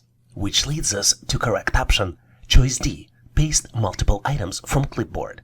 This is the correct option. Paste multiple items allows you to paste multiple pieces of content that has been copied to the clipboard, making it an efficient way to collect the data and information from various sources. Let's look at how this feature works in details. For example, you might be working on the product catalog and your information is located in different sources, like this Word document, and some information might be stored in the email message you just received. You need to copy and paste multiple pieces of information into the product catalog Word file. To do this, let's check the clipboard settings by clicking on the Clipboard Details button. As you can see, there is nothing currently in the clipboard. Let's check the options on how we can collect the data. To do this, let's click on the Options button, and you see that the clipboard will collect without showing any Office clipboard. You can also choose options Show Office Clipboard Automatically or Show Office Clipboard when Ctrl-C pressed twice. Let's copy the product description from the Word file. To do this, let's select the description and click Copy. Now let's copy product image and dimensions from the email. To do this, let's select the image and click Copy. Then let's select the dimensions and click Copy again. Now it's time to come back to our Word document. We're back to the product catalog, and as you can see, there are 3 items in the clipboard now. We can paste them one by one. Let's put the cursor where the description is and select on the description to paste it. Now let's move to the dimensions section, and we can paste the dimensions in here. And last but not least piece is the image. We put it as the first item in the product catalog. The only thing is left is to change how the image is shown. We click on the layout options and select the tight option for the text wrapping. Here's the very stimulating assessment test question. It boosts your analytical skills and enhances your ability to approach complex problems using Microsoft tools very effectively. You need to create a report by selecting specific short snippets of content from larger Microsoft Word document and adding them into the report. Which word feature is the most effective for this task? You're presented with 5 possible choices. Choice A, styles and headings. Choice B, navigation pane. Choice C, spike. Choice D, find and replace. And last but not least, choice E, table of content. Take a close look, analyze the question, and select your answer. Are you ready to compare solutions? Awesome! Let's now transition into revealing the answer. I'll share with you my take on the solution, and if you come up with the different or perhaps more efficient approach, feel free to drop it in comments below. Let's explore the solution together. To get to the correct answer, let's review each presented option individually. Let's start with the option A, styles and headings. As you might have guessed, this is an incorrect option. While styles and headings are useful for formatting and structuring a document, they don't involve selection and reallocation of specific content, making them less effective for this particular task. For very similar reasons, choice B, navigation pane, is also incorrect. The navigation pane is helpful for browsing and organizing the document, but unfortunately this option does not specifically involve cutting and pasting of selecting content, making it less suitable for the task described. Choice D, find and replace, is also incorrect. The find and replace option in Microsoft Word is used to search for specific text and replace it with other text, but this option does not involve the selection and reallocation of content. And as you might have guessed, choice E, table of content, is also incorrect. Table of content is a very useful feature in Microsoft Word, and it is used for creating an organized list of headings and subheadings in a document. But unfortunately, it is not intended for selecting and moving specific content within the document. Which leads us to choice C, spike, which I believe is correct. Spike is an unknown feature in Microsoft Word which represents a storage similar to clipboard. The storage is designed to cut multiple blocks of text or other content and paste them elsewhere in the document or into another Microsoft Word file. I think this is an efficient tool for selecting a specific content and organizing it within the report. Let's take a close look to see how spike feature works. You're presented with the text that contains multiple paragraphs. You reviewed the text and you determined that selective sentences in this text are very good content for the future report. To select the text for the report, you need to select it and then click Ctrl F3. This cuts the text and puts it into the spike. Let's do it for a couple other sentences that might be useful for the report. We select the second sentence and click again Ctrl F3, and then another sentence and click Ctrl F3. Now let's switch to a new Microsoft Word document so we can paste the content. There are multiple ways to paste it.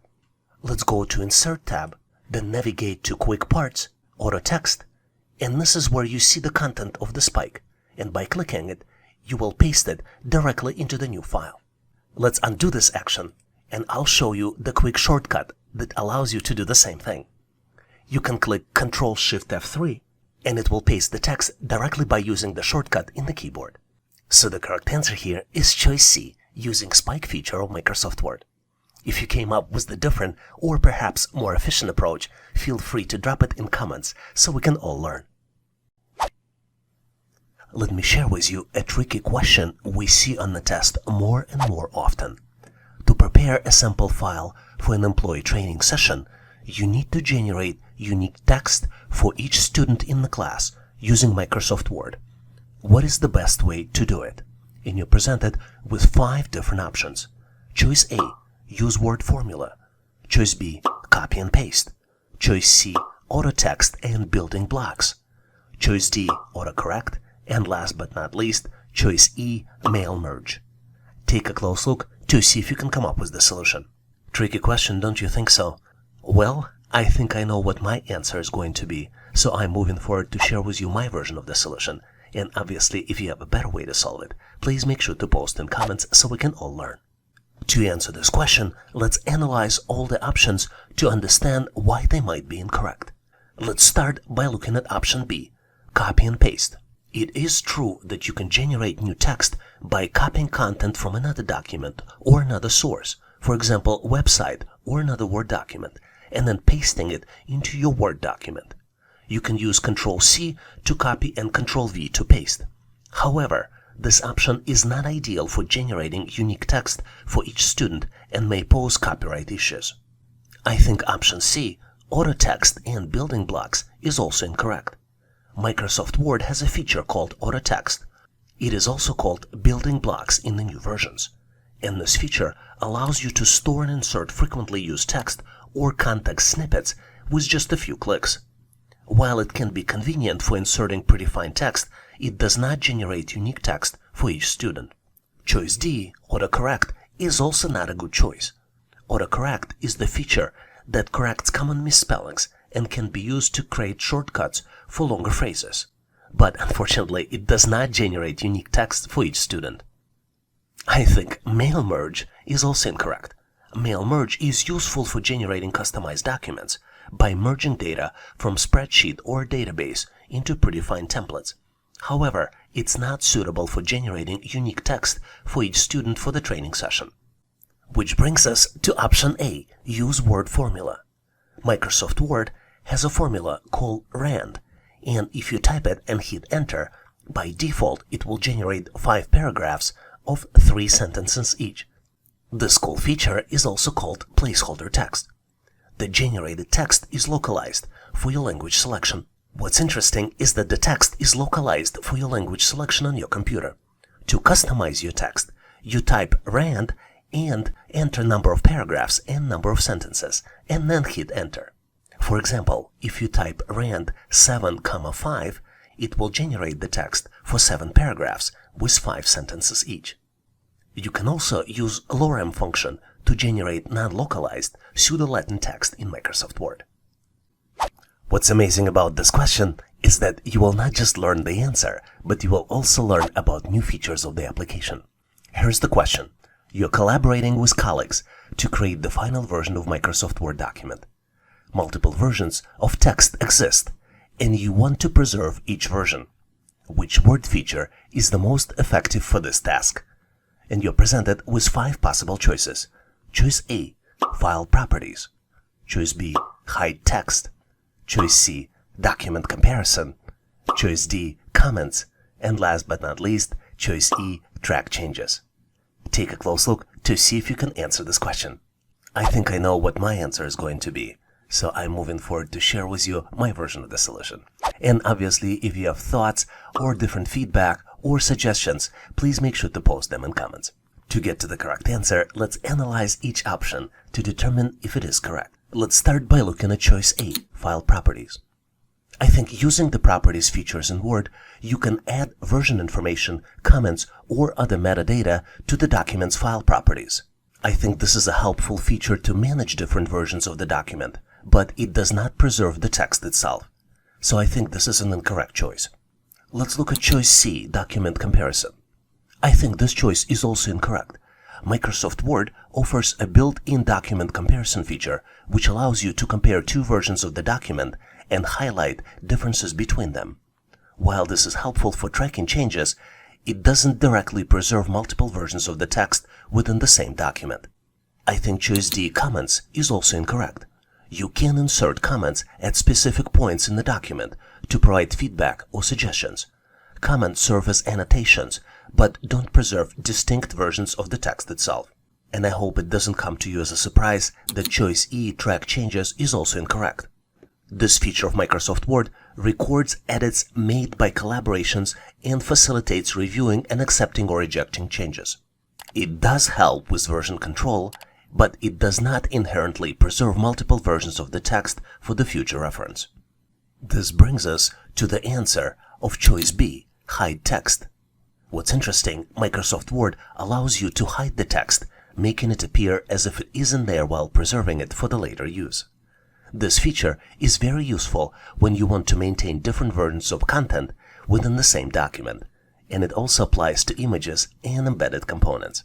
There's one limitation of this function because it's available in Word on the desktop, but not in Word Online or Word apps for Android or iOS. Because hiding the text is such a useful feature, let's take a look how you can use it in more details. Let's assume that you're editing this text and you're not happy with the text in this paragraph. What you can do, you can select the text, click the details in the font section of the ribbon, and click Hidden to hide this text. If you have the image in your text, you can hide it in the same way. You just select the text and the image, or just the image, navigate to the Font Properties section, and click Hidden. To unhide it, you follow the opposite steps. Click on the Properties. To view hidden text, you click on the Show Hide button in the ribbon. As you can see, the text that we hide is underlined with the dotted line. This is the example of the hidden text, as well as this is also an example of the hidden text with the image. What's cool is that you can use Word's Find and Replace option to search for the hidden text. You click on the Replace button, and then you click on More. Here, in Format section, you select the font, and here you select Find Hidden Text. Then you click Find Next, and Word keeps searching for the hidden text. What's cool is that Word also allows you to delete all hidden text at once, for example, before you send out the final version of the document.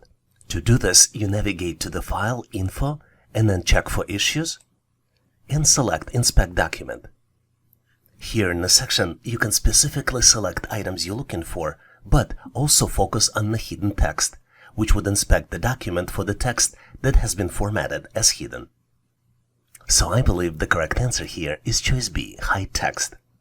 In cases where you need to track changes, obtain feedback, or manage versions, features like track changes or comments may be more appropriate. But in this particular case, for maintaining different versions within a single document while keeping them hidden until needed, hide text is a very cool and effective option.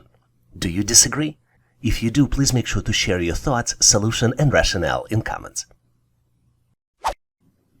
Let's dive into this captivating assessment test question.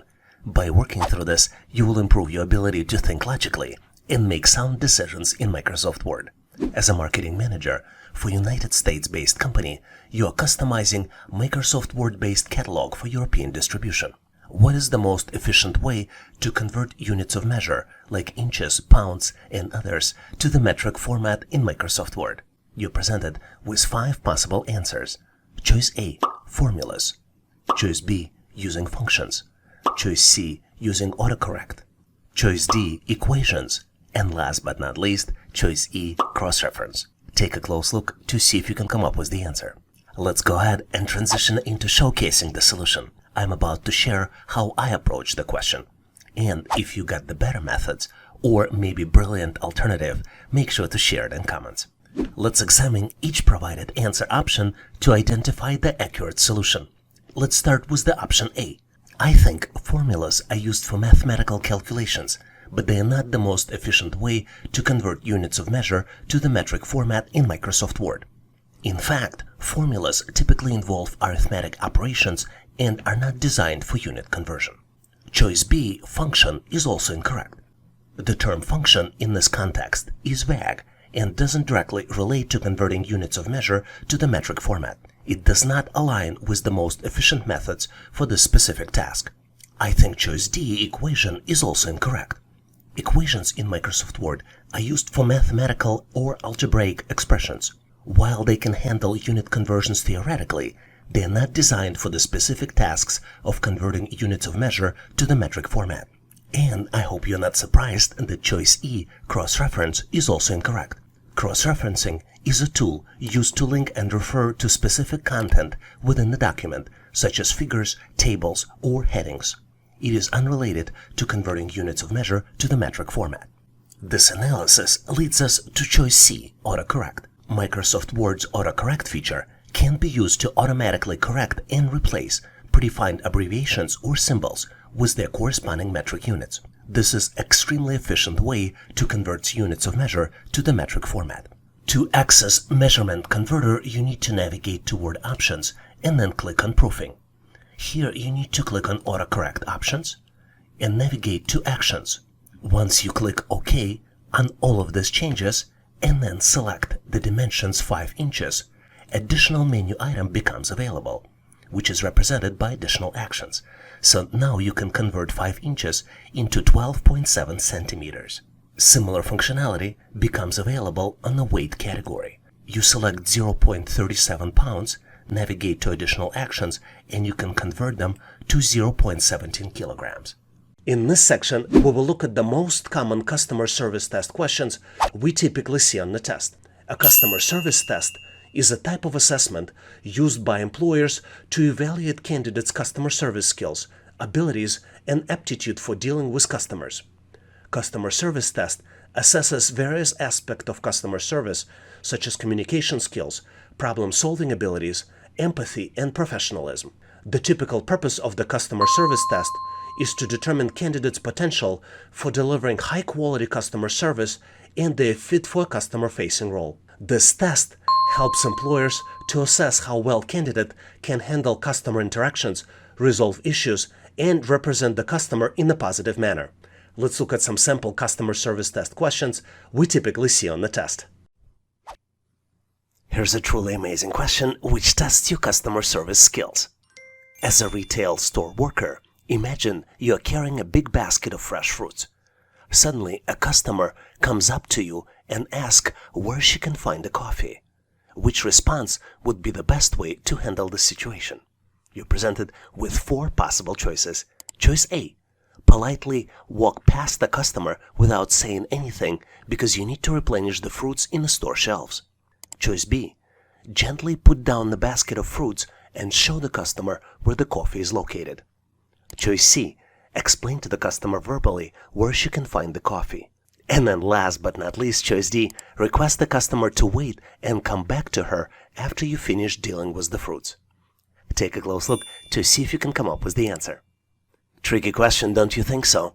But I'm sure by now you already know the answer, so I'm moving forward to share with you my version of the solution. And obviously, if you have a better way to solve it, please make sure to post in comments. The most important thing in these types of question is not just to pick the answer, but have a rationale and strategy on how to answer them. I used 4 customer service principles to answer this question.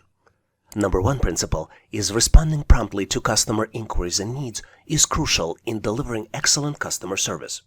Second principle is that offering direct customer assistance, such as guiding the customer to the product they're seeking, shows attentiveness and care. Number 3 principle I used is prioritizing and addressing the customer request immediately, demonstrate that their needs are essential and respected. And number 4 principle is that ensuring the customer feels attended to and valued enhances their overall shopping experience. Now let's look at the choices which I was able to eliminate using these 4 principles. I eliminated choice A: silently walk past the customer because you need to upgrade the fruits in the store. This choice is incorrect because it neglects customer request and it does not address her needs, resulting in poor customer service. It also allowed me to eliminate choice C: explain to the customer verbally where she can find the coffee. Obviously, providing verbal information is helpful, but option C does not acknowledge the importance of assisting the customer hands-on, which can have a more positive impact on her shopping experience. And last but not least, choice D: request the customer to wait and come back to her after you finish dealing with the fruit, was eliminated because this choice is not ideal. It delays addressing the customer request and may lead her feeling ignored and unimportant during her shopping journey. Excellent customer service involves being responsive and attentive to customer needs promptly. This leads us to the choice B as a final answer. Choice B: gently put down the basket of fruits and show the customer where the coffee is located. As a retail store worker, providing excellent customer service is essential. By politely setting aside the basket of fruits and guiding the customer to coffee section, you offer immediate assistance and show that you value her needs. This approach makes the customer feel attended to and helps her find what she is looking for promptly. Did you come up with the different answer? If you did, please make sure to post your answer, solution, and rationale in comments so we can all learn. Here's an interesting question to see how well you would deal with customer service inquiries. A customer is upset because her favorite pizza is currently unavailable. What is the best way to respond? And you're presented with 4 possible choices. Choice A. Tell the customer to speak with the manager to resolve the issue. Choice B. Offer the customer an alternative pizza option. Choice C. Inform the customer that you will check if the desired pizza is in stock. And last but not least, choice D. State that handling this matter is not within your responsibility. Take a close look to see if you can come up with the answer. Are you ready? If not, please make sure to pause this video to see if you can come up with the answers, because I'm moving forward to share with you my version of the solution. And obviously, if you have a better way to resolve it, please make sure to post in comments. As you might have guessed, this question is not about picking one of the choices. This question is about fundamental customer service principles and how you use them to answer this particular question. You also want to make sure to mention all these principles when you're answering this question in person. So what are those principles? There are 4 of them. Number 1 is acknowledging the customer's disappointment.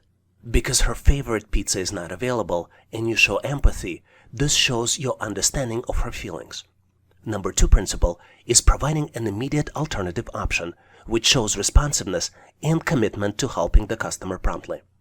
Number 3 principle is taking responsibility for finding a solution, which exemplifies ownerships and dedication for you to help resolve customer issue. And last but not least is the principle of offering an alternative. In this case, you can offer alternative pizza, which would demonstrate a proactive approach to addressing the customer concern and finding a suitable resolution. Based on these 4 principles, let's look at the incorrect answers and why you might avoid selecting them. Choice A. Tell the customer to speak with the manager to resolve the issue. Using this selection passes the responsibility to the manager and may make customer feel ignored and dismissed, and it is important to take initiative and attempt to assist the customer directly. Choice C. Inform the customer that you will check if the desired pizza is in stock is a good choice. But this is not the best choice. While this response shows some willingness to help, it may leave the customer waiting for the solution. Offering an immediate alternative is a more proactive approach. And last incorrect choice is choice D. State that handling this matter is not within your responsibility. Telling the customer that it's not your responsibility can come across as unhelpful and may lead to further dissatisfaction. You should strive to assist the customer as much as possible within your capacity. So as you might have figured out, I believe that the correct answer to this question is choice B. Offer an alternative pizza option. By offering an alternative pizza option, you address the customer's disappointment and demonstrate willingness to help. In addition to the suggestion, you can also offer to search for her favorite pizza flavors in competitor brands. This approach helps turn a negative situation into a positive one, where you learn more about the customer and find the proactive solution as possible suitable alternative. What do you think about this question? Do you agree with this solution?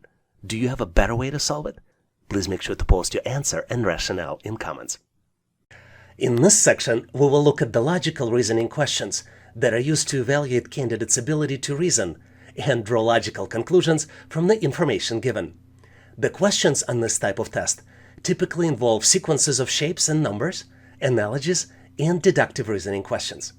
Let's look at some sample logical reasoning assessment test questions to get you prepared.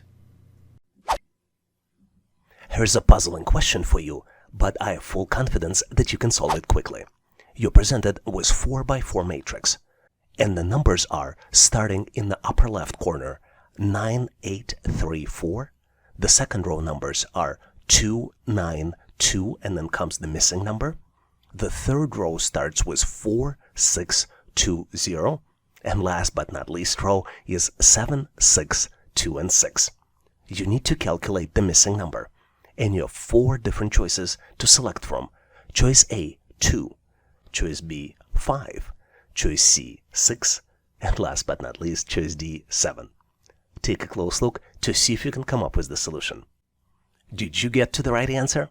I hope you did, because I'm moving forward to share with you my version of the solution. And obviously, if you have a better way to solve it, please make sure to post in comments. You're probably tired of hearing this on this channel, but to solve these types of challenges, you need to detect the pattern. And the pattern here is that the last 2 digits are equal to the sum of the first 2 digits multiplied by 2. Let's look at the example.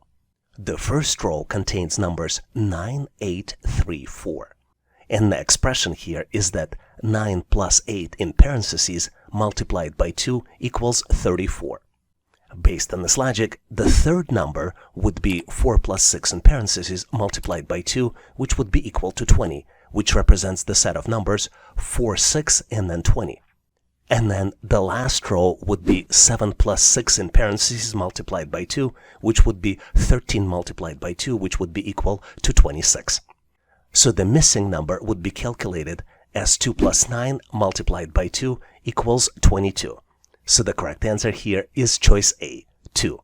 Did you get to the same answer? If you didn't, or maybe you got to a different answer, please make sure to post your version in comments. Here's a tricky problem which some might find challenging, but you, being a subscriber to this channel, will solve very easily. You're presented with 3 expressions. Each expression is of a different color. And one of the items in the third expression, which represented by the blue color, is missing. You need to select the missing item, which is currently question mark, out of 4 possible choices. Choices A, B, C, and D. Take a close look to see if you can come up with the answer. Consider pausing this video to see if you need more time to find the solution. On my end, I'm moving forward to share with you my version of the answer. And obviously, if you have a better way to solve it, please make sure to post in comments. To solve any challenge, the key is to find the pattern. And this question is no exception. The pattern here is rather unusual, but it still exists. And the pattern here is that there are 3 core shapes represented by objects in the first column. The core objects here are arrow pointing up, star, and the circle. And all remaining objects are just the variations which is created by merging core objects into another object. Let me demonstrate by starting with the red sequence. Red sequence is created by starting with arrow, merging arrow with the star, and then merging the result with the circle. Yellow expression is created by starting with the star, merging it with the circle, and then merging the result with the arrow. And last but not least, blue sequence starts with the circle, completes the merger with the star, and then missing item can be created by doing another merger with the arrow. As you might have noticed, the objects here presented as expressions instead of being a sequence. There's no other reason to do it than just to confuse you. Did you get to the same answer? If not, please post your ideas, solution, and rationale in comments. I love this challenge because it tests your analytical skills and spatial reasoning skills so well. You need to find the resulting shape after the transformations. You're presented with the square that consists of different triangles of a different color. And you need to turn the original shape 90-degree clockwise 3 times. You have 4 different choices to select the shape after the transformations. Choice A, B, C, and D. Take a close look to see if you can calculate the final solution. Did you figure it out? Because I am moving forward to share with you my version and my way of solving it. And obviously, if you have a better way to solve it, please make sure to post in comments. To solve this challenge, you need to mentally turn the original shape 90 degrees 3 times.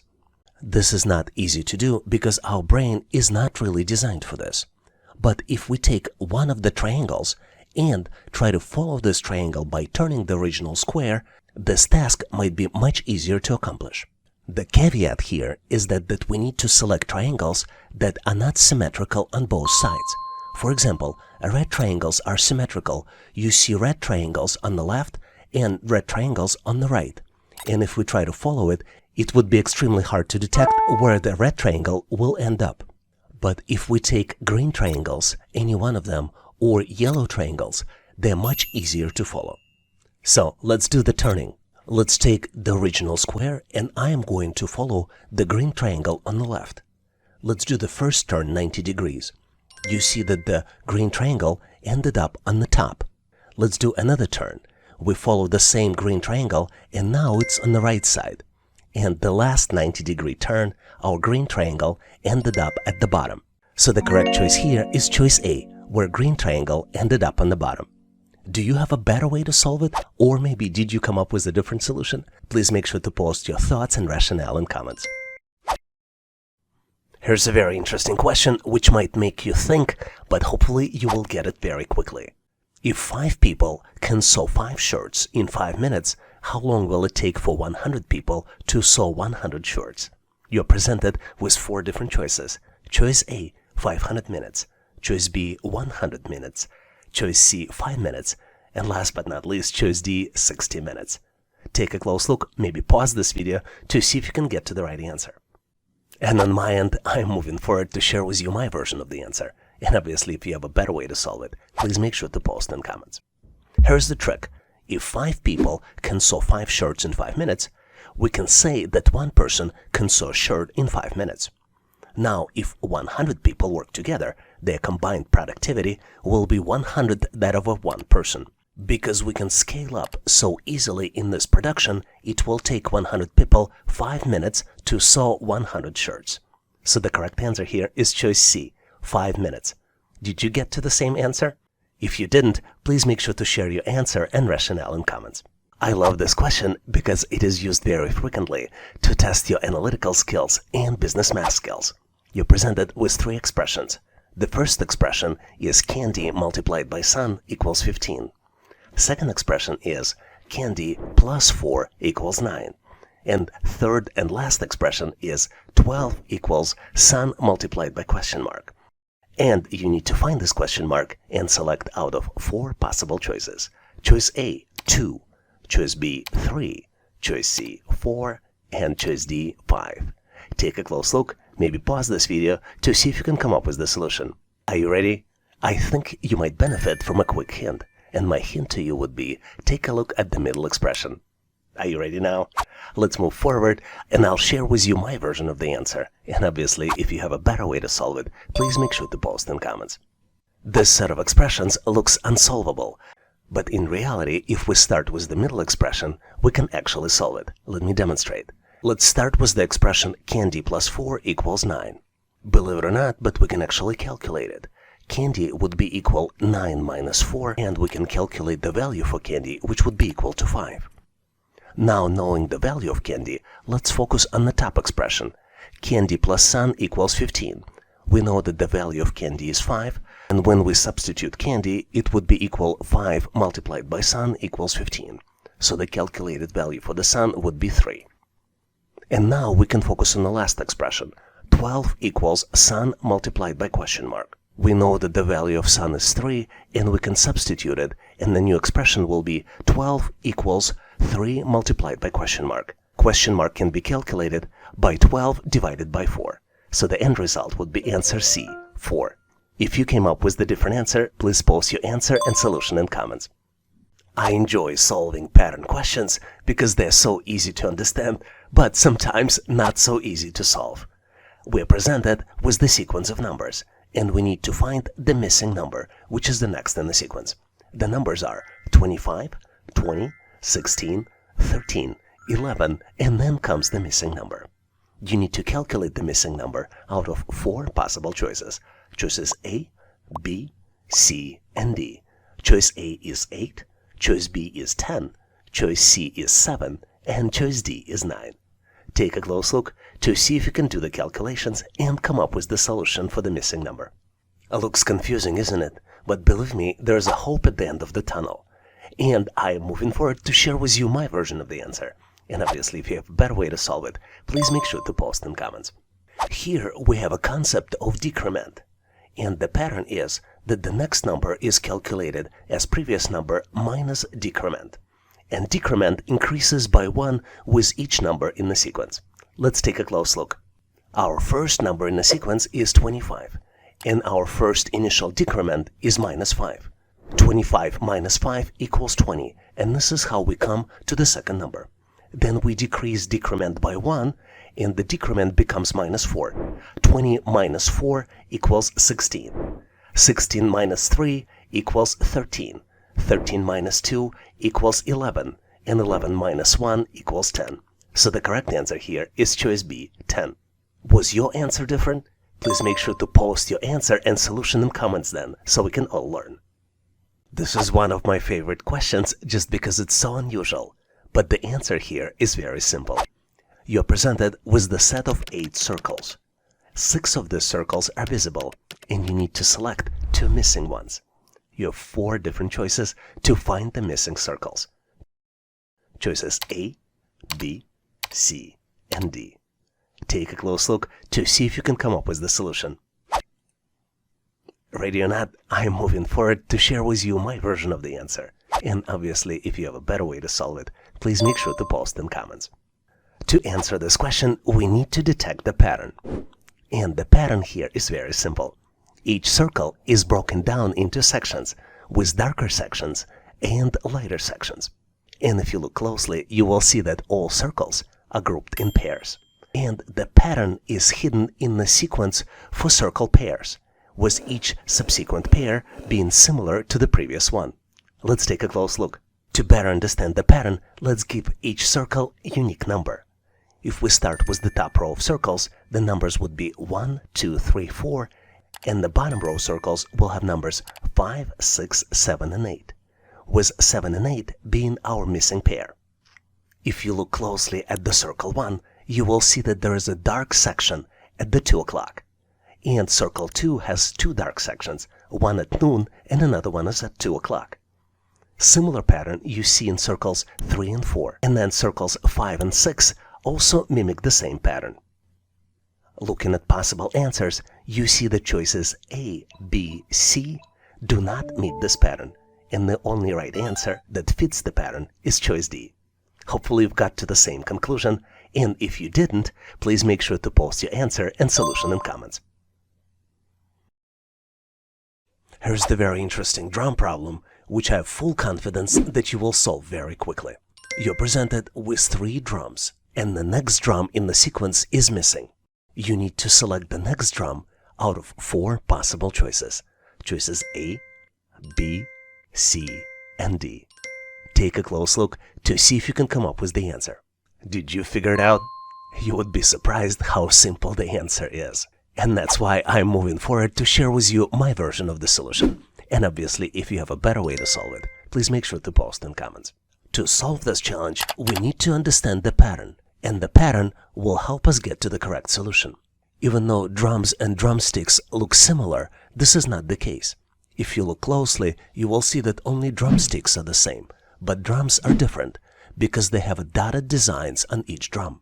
Let me assign a unique number to each drum in the sequence. We will reference these drums as 1, 2, 3, and then the missing drum we will reference as number 4. Let's look closely at drum number 1. On the top of the drum 1, dotted pattern consists only of the white dots, but as it continues, you see different colors. Let's follow these colors. We have white, yellow, blue, pink, purple, and green. If we go to drum number 2, you see that the dotted pattern shifts as it goes from left to right, and then this pattern restarts. For example, the last dot in the drum 1 is green, but then in drum 2, this green dot restarts the pattern. To get to the correct answer, we need to continue shifting the pattern and get to the correct pattern for drum number 4. And the correct pattern for drum number 4 will be pink, purple, green, white, yellow, and blue. And drum that matches this pattern will be choice C. Did you get to the correct solution? If not, please make sure to post your solution and rationale in comments. I love this question because it tests your spatial reasoning and analytical skills so well. You're presented with overlapping set of objects. We have in the picture pink square, red star, gray circle, yellow star, green circle, blue box, and pink diamond. In the middle of the picture, we have a gap where nothing is presented, and this gap is represented by the question mark. you need to fill the gap with one of 4 possible choices. Choices A, B, C, and D. Take a close look at the picture to see if you can fill the gap and find the missing object. I'm pretty sure you got it because I'm moving forward to share with you my version of the answer. And obviously, if you have a better way to solve it, please make sure to post in comments. The correct answer here is choice C. Let's confirm and verify it by moving this choice to fill the gap. To solve these types of challenges, you need to mentally build the object in your head by continuing to visualize in your head one of the existing objects in the picture. I used green circle. It is very obvious which choice would continue the green circle. But you can also use yellow star, blue square, or pink square. Do you know any other ways how to solve these problems? Please make sure to post your ideas on how to better solve them in comments. Here's the very interesting question, which is frequently used to test your analytical reasoning and spatial reasoning. You're presented with the set of objects, and you need to find the missing item. The set of objects consists of 3 rows. In the first row, you see the pigeon, arrow, and then the pigeon again. In the second row, you see the flower, arrow, and then the flower again. Then in the third row, you see the car, the arrow, and then comes the missing item. You need to select the missing item out of 4 possible choices. Choices A, B, C, and D. Take a close look to see if you can come up with the solution. If you can't figure it out, consider pausing this video to see if you can get to the answer. Are you ready? I am moving forward to share with you my version and my rationale for the answer. And obviously, if you have a better way to solve it, or if you have a better explanation, please make sure to post in comments. The actual answer to the question is very simple, but the question was designed to confuse you. The objects that you see on the left of the arrow and on the right of the arrow are reflections of each other. What's interesting here is that the objects are mirror images reflected either horizontally or vertically. You determine the axis of reflection based not on the direction of the arrow, but based on the direction which is rotated 90 degrees to the direction actually shown. Let's look at the actual example. Because the direction of the first arrow in the first row goes from top to bottom, the pigeon actually is reflected horizontally, not vertically. And to get to the correct answer, you need to rotate the pigeon 180 degrees. Let's look at the second object. We see the flowers with the yellow flower being on the left. And once we do the conversion, basically vertical reflection, because the arrow goes from left to right, we see that the yellow flower is now on the right. So the pattern here is that the arrow points to perpendicular direction of the actual reflection. For example, vertical direction of the arrow results in horizontal reflection and vice versa. Let's look at the third row to get to the correct answer. Because arrow goes from top to bottom, we need to use horizontal reflection, which means that the correct answer here is choice A. Did you get to the same answer?